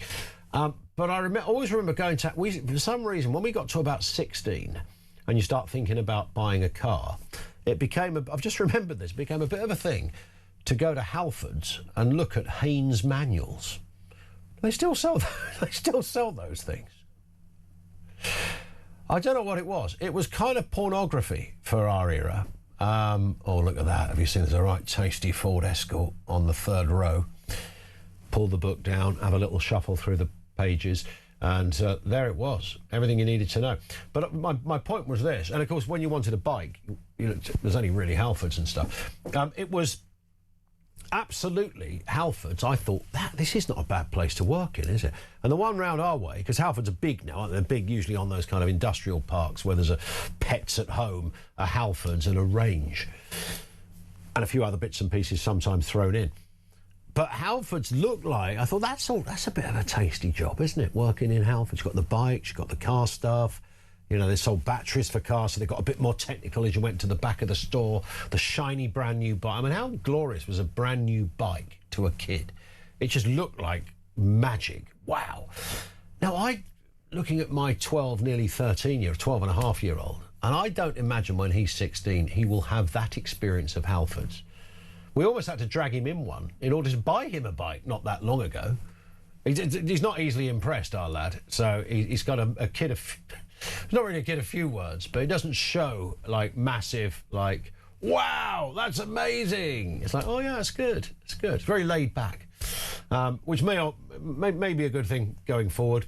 It may be something we have to call the psychiatrist for. We'll understand as the years go on. Maybe when he's 40 and howling at the moon in the back garden, we'll say, I think there's something wrong. Maybe. I don't know. But nonetheless, I can't imagine him going in Halfords going, yeah, that's a good job, Dad. Brilliant. Bloody Halfords. What do I work there for? So I think my point is expectations have changed in terms of what is attractive, what looks like a future. Do you want to spend 8 hours a day, I guess, working in, Halfords or the pet shop, wherever it happens to be, for little more than minimum wage? Do you want to do that every day? That once upon a time, not that long ago, would have just been, well, that's what you do. You don't have to do it forever. You can look around and you can work your way up within that company or just end up doing something completely different. But it's a sort of starting point. I think the starting point has disappeared. The idea that you would have to surrender some of your time and your ideal enthusiasm for a job that isn't necessarily the one you want. I think that bit's been removed. There you go. There's a bit of analysis. Is that in Milburn's report? If it's not, it should be. 0344 499 1000. Let's get a voice note. Back to benefits. Here's one from Darren. Morning, Darren. Good morning, Ian. People out of work and non-benefits. How about everybody's moaning that this place is always full of litter? They have to pick litter up or they don't get the benefits. It's not a hard job. Give them a high-vis, let them wander around with a litter picker. As long as they get a couple of bags a day, happy days, they get the benefits. I don't see the problem with that. And everybody will be a lot happier that the place is cleaner. Have a great show, mate. Thank you very much indeed, Darren, for that. Yeah, you do wonder about that initiative. I don't know whether it's too much of a faff for governments to put in place. When I come into work doing the early morning shift, I'm in a cab. It's the only way for all of us to get into work. I'm in a cab and so you get a kind of look of, in this case, London, but it could be any city. When you go through the Old Kent Road and these roads and journeys that I've known forever of my adult life, because I've always done those kind of routes, and you look at the state of some places, some just need a lick of paint and someone to pick the litter up outside. I mean, seriously, some of them are just, there are eateries, and you think, do you know what put the fear of God into me just this morning? Well, I looked out the car window and I saw the sign, Old Kent Road Dentist, and I thought, there's an irony. And the litter that's sort of around the place, and you just thought that's just a case of someone tidying up. That's not even... it's not a borough that needs to be asking for multi-millions of pounds worth of taxpayers' money. Whoever owns the building where the dentist or the takeaway or the clothes shop, whatever it happens to be, whoever owns that building, paint it. Paint the bloody thing. Just whip out your Dulux, mate, and give it a lick of paint. It'll look 10 times better. And then if we get as Darren just said, get a few kids around at night when it's all quiet. You know, the bin men work 24/7 in big cities. They don't come at 9:30 on a Friday. They're out all the time. But there's all the other stuff as well. Just get the litter picked up, paint the buildings. That place will look 1,000 times better instantly. But we don't have that, and it all kind of feeds into that whole issue of self-respect in where you live. Phil's in Hertfordshire on young people. Phil, what have you got for us? Morning. Good morning. Good morning, Ian. Yeah, I work at a college and I also run my own business. We do heating, plumbing, air conditioning. We do deal with apprentices, and now I'm not going to say that they are all the same, because they're not. We do get occasionally some very enthusiastic, bright people through. Yeah. However, the majority are, for want of a better word, withdrawn. They don't communicate. They can't communicate. I actually had one lad, I couldn't actually understand what he was saying. He just grunted. So I just told him to text me the answer. You had to ask him to text you? I had to ask him to text me because I could not understand his handwriting. Wow. He wasn't coherent when he was speaking. I said, look, just text me. And he texted it through. Now, where did it all start going wrong? I don't know. Was it back in the 80s? Do you remember when people were saying, oh, you can't touch me, I know my rights? Yeah. When all that started to come in, I think that could have been the start of it. Because them kids have now had children of their own, and this is what we're seeing. We're seeing the fruits of a rotten tree. And what's happening, it's now spreading in. Now, these lads and some girls, I don't even know if they want to be there. I don't know how they got there, but they got interviewed and the company sent them through. And, you know, we say to some of these people, what do you do at night? Oh, we just sit in our room. What do you mean you just sit in your room? Well, we just sit in a room and game. Do you not go out? No. Do you talk to anybody? No. And we try and get across to them that once... A massive problem, and it reflects what Charlie was saying earlier. Yeah. And I can resound totally with that, because part of the game, and Charlie would agree, is communication when you're in them trades.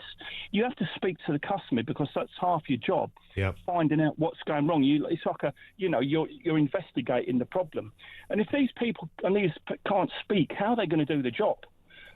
It's interesting. Do you remember, Phil, when you were a kid, after you'd had your dinner, or your tea as we used to call it, when the lights were bright, how fast you wanted to finish your dinner so you could get out on your bike and go off and meet your mates? Take your dinner with you and the plate in, wouldn't you, on your bike? Yeah, you'd do any of that. You know, it's like you couldn't wait to finish it because you're going to go and meet your mate wherever, and you get your bike and off you'd go. And you don't think of time back then. You would probably have to be back at 7:30 or something, but it seemed late, you know. And even if it was a school night, it was cool. Obviously, you don't do that when you're 7 or 8, but when you're 13, 14, you do that sort of thing. Now, a kid today, I don't think has that they want to finish their dinner because they want to go to their bedroom. Yeah, they want to get online, and that's because going to your room is not a punishment anymore, right? No, absolutely. And the problem, I think, as well, where the communication possibly comes into it, is because the parents don't communicate, so it's learnt behaviour. Yeah. So they're probably all sitting around at the dinner table or in the front room, and neither of them are talking. Nobody's talking to each other. They're just head buried in the phone. Yeah. You know, like streaming and whatever it is they're doing. So there's no communication. There's nothing. So of course, learnt behaviour. The kid sees, oh, that's how it's done. That's what I do. Yeah. But we explain to them, you can't carry that out in society if you want to get on. Yeah. And when we try and get it across to them, look, you can have a job for life. And again, it's what Charlie said. It's such a good trade. You can have a job for life. You've got to work hard, but you'll earn some good money. You'll never be out of work. And they're just like, they shrug their shoulders. Is there anybody in there actually, realising what they've got? But it is a problem. I'd like to think we're going to go through another evolution where it all kind of goes back, but I don't know how quick. I mean, that might take a couple of decades. Who knows? Phil, great call. Thank you, mate. Have a lovely weekend. Phil in Hertfordshire. 0344 499 1000. 20 to 10. This is Talk.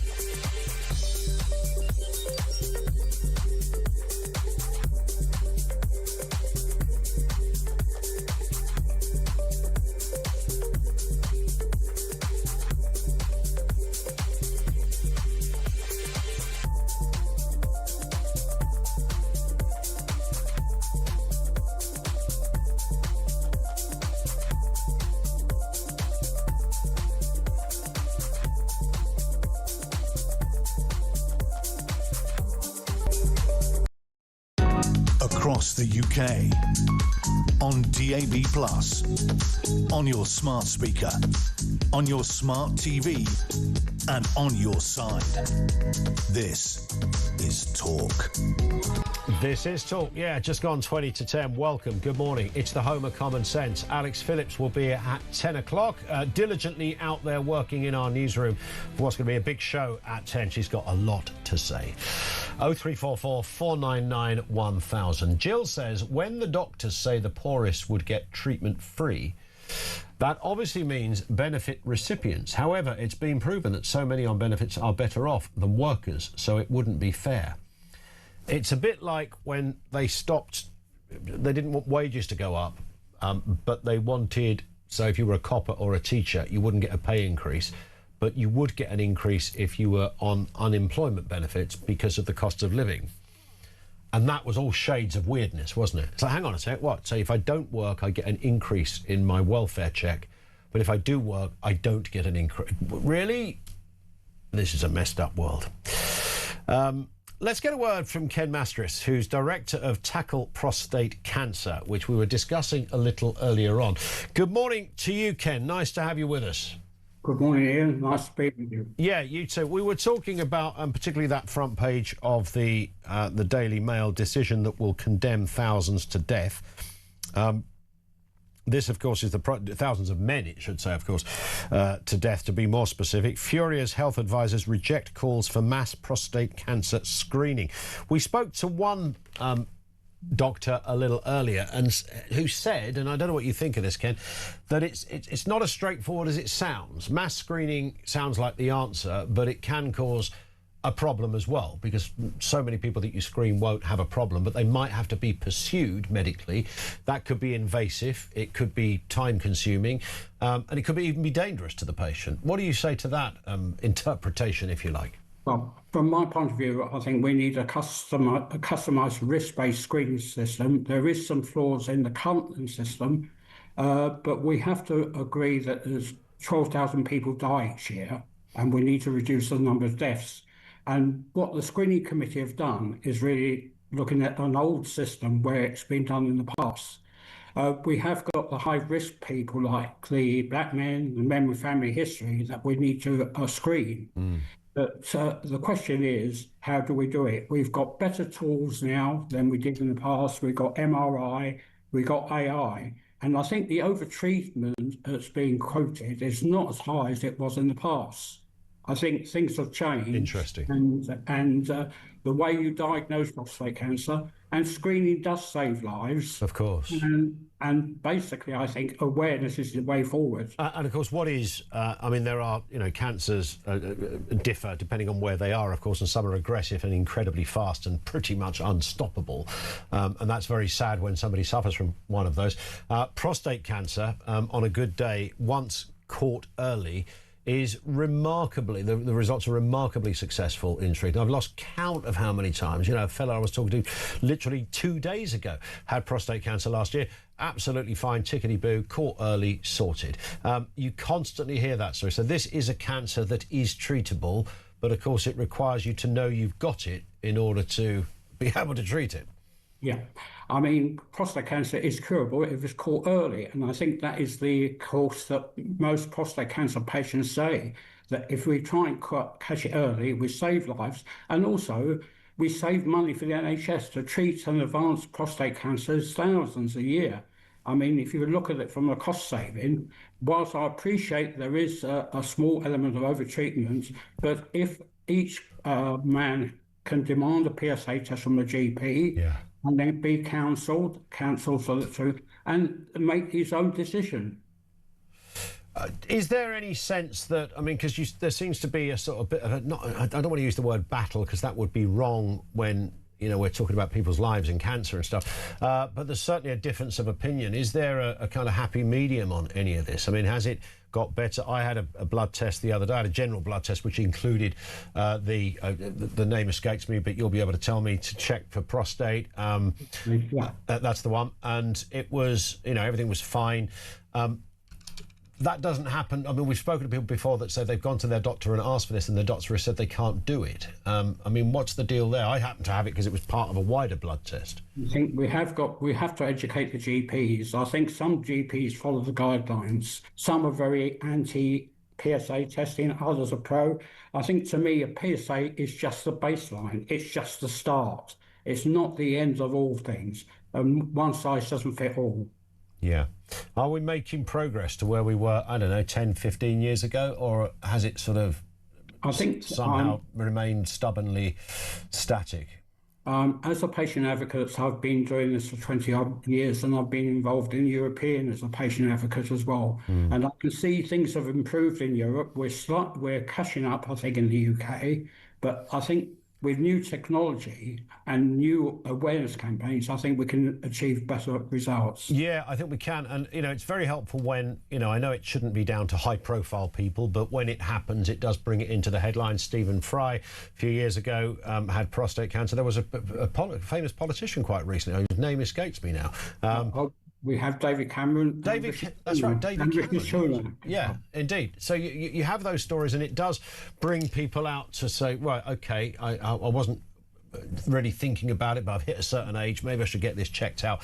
That's good, unless you hit a brick wall where the doctor says, sorry, we can't even give you a blood test. That's correct. I think the high-profile people do make an impact for a short period of time. Yeah, good point. And it just disappears in the background. Yeah. I mean, to me, we look at the work done by PCR for the guidelines, and PC UK fighting for the cause. But while we're waiting for the Transform study run by PC UK and the Praise You study from Europe, we can't wait as patients. We can't wait 10 years for a result. We need action now, and we need to save the lives of those people dying each year and the families that suffer with them. Indeed. Listen, on that point, lovely to have you on with us, Ken. Great advice as well. And let's keep, hammering that point home and hope things change for the better. Ken Masteris is Director of Tackle Prostate Cancer. And there will be, every time we've ever talked about this on air, you could fill a switchboard with. I know it's not the liveliest subject. It's not the one that most people are thinking about when they kick their quilt off their feet in the morning. I understand all of that. But when you're there and you realise the chronic lack, the criminal lack there has been, it's got better. But we talk a lot about women's health in comparison to men's health. Breast cancer is discussed more regularly than you can imagine, and yet not as regularly as it should be, some would say. But when it comes to prostate cancer, We're only just really seeing the headlines. 0344 499 1000.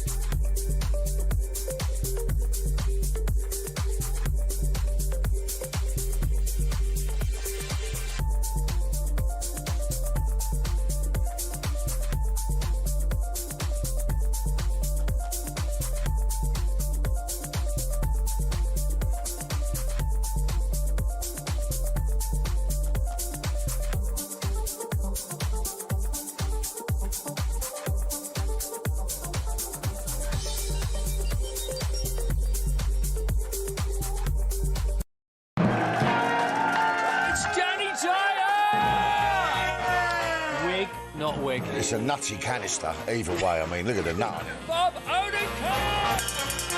Saul was great. He was just a breath of fresh air. Amelia Clark!